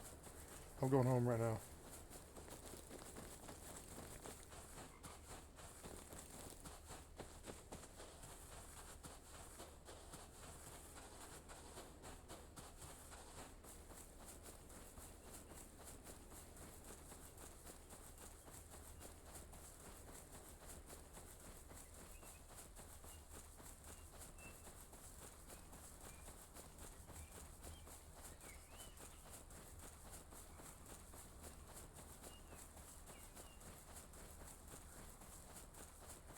I shouldn't have put the door on that fucking room. I mean, I can't break it, so it doesn't matter. That's alright.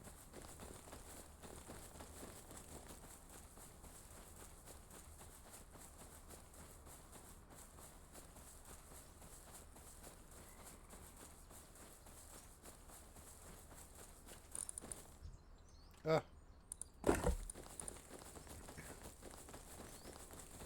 That's good. That's good for me.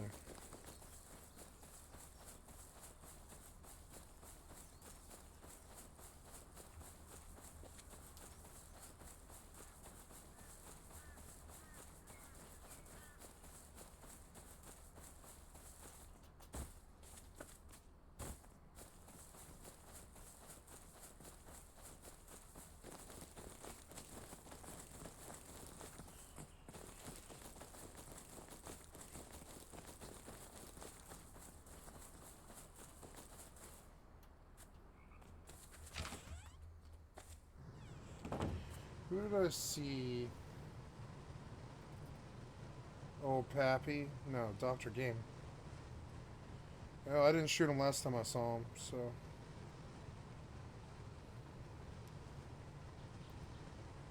That was Dr. Game that came.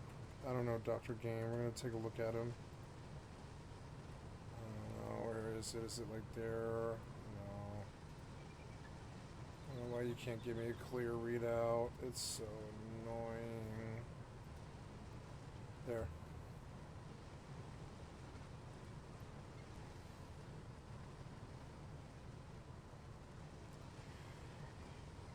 Dr. Game. No information. Seems legit. Sort of.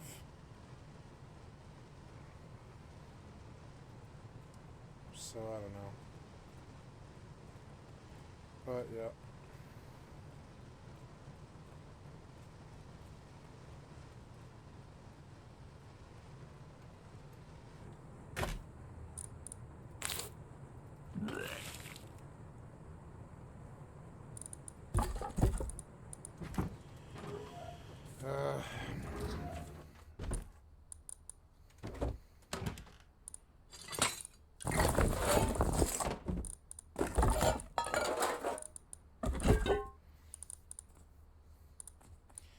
That's a good haul.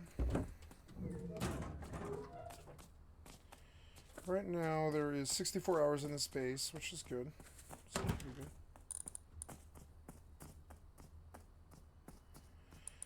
Really needed more metal, but I mean, 253 is pretty good.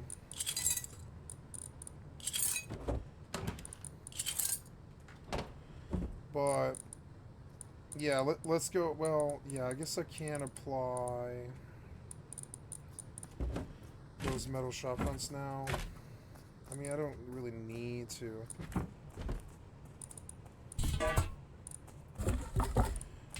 This guy showed up as I...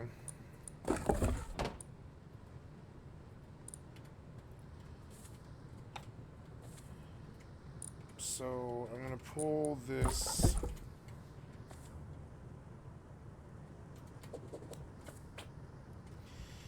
gonna put down that.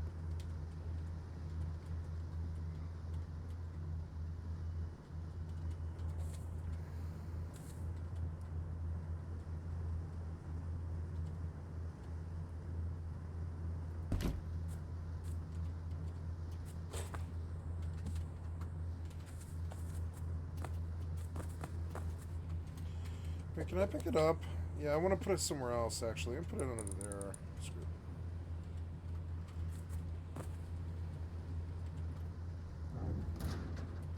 Oh, no, you won't let me, huh? Okay.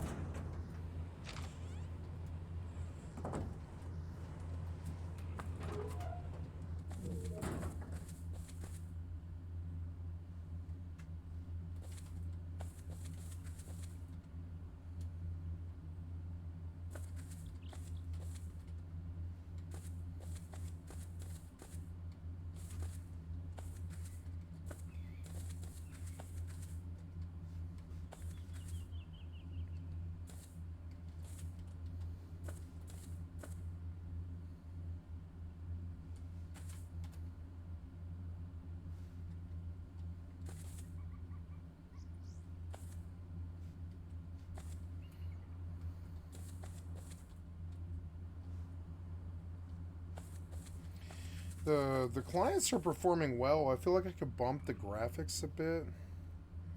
Like the render scale to 0.8. And it wouldn't have to look so crappy, maybe. And bump the trees. I think that's it, though. Yep, feels and looks a little better. Oh, the occlusion calling.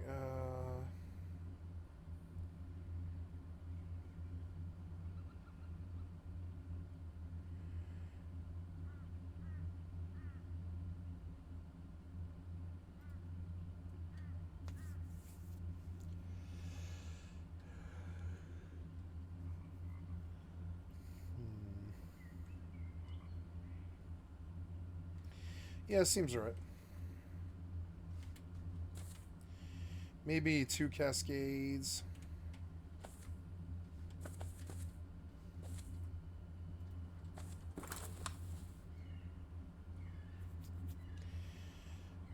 There's a node down there.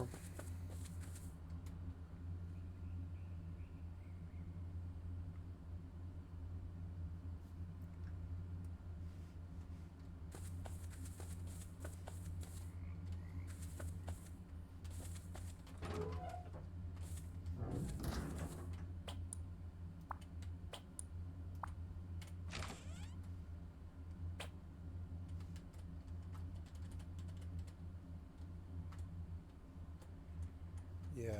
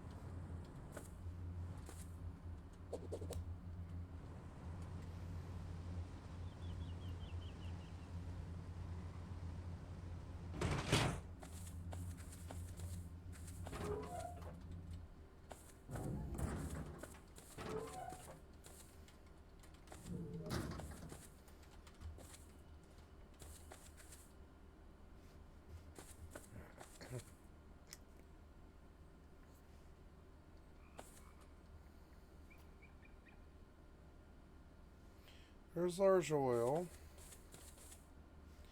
I have those binoculars. I'm going to use them. What are binoculars? They're like 20, but I don't have 20. But they're useful. A good bed down now. It's annoying where it's placed. It's like right in front of the door. I could place it in the room better where it would be less annoying, but I'd have to move this box. That's okay, though.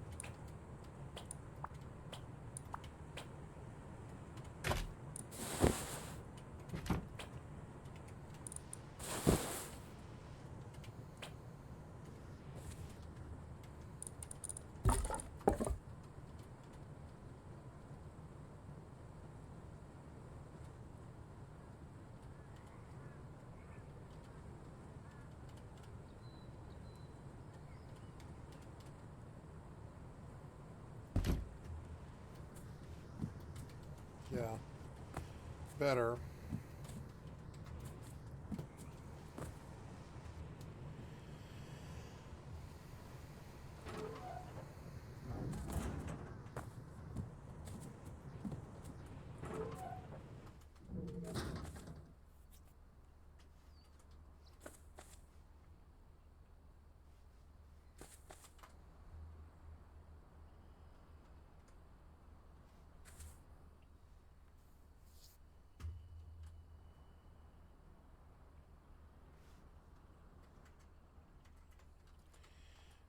Yes, I'm at the auction house.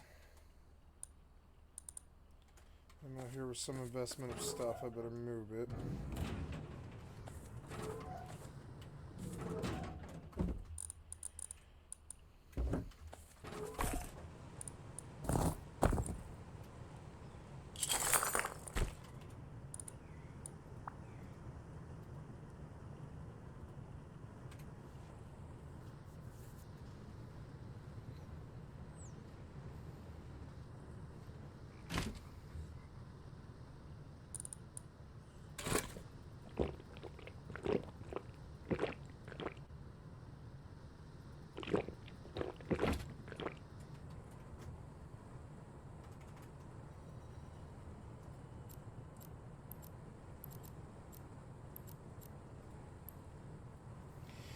It's good I'm in this corp because I believe I can use their POSs to produce stuff. And I think that's awesome.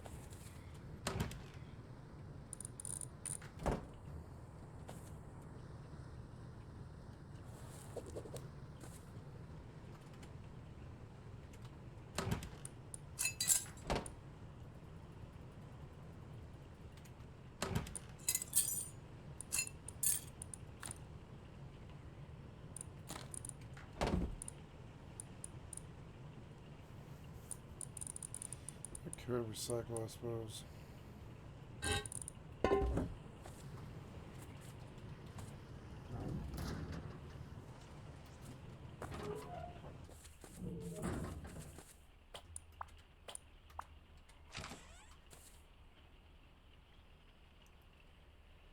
I mean, really...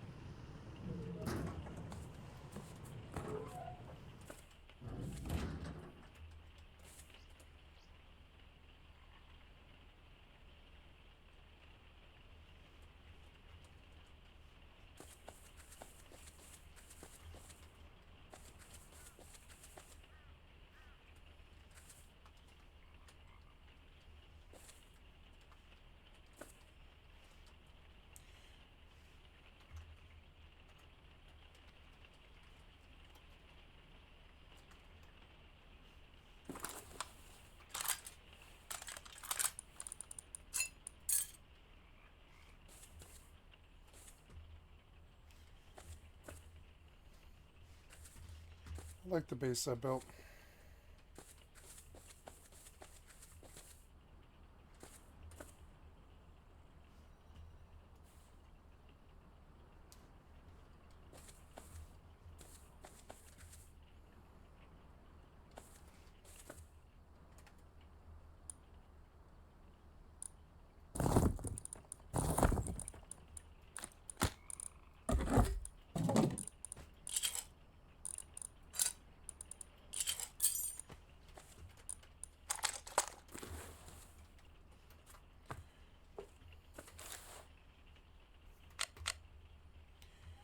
Okay.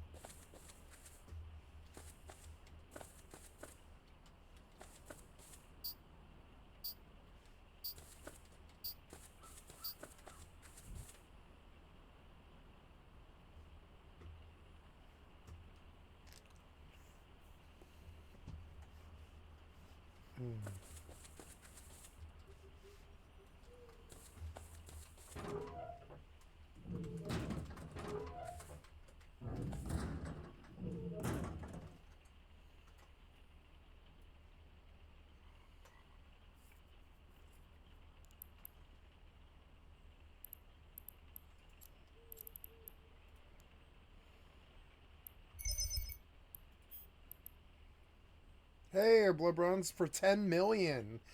10 million tag off that crappy mob. I had a feeling. Look, on the second tractor, I pulled a 10 million bronze tag. That's so worth it.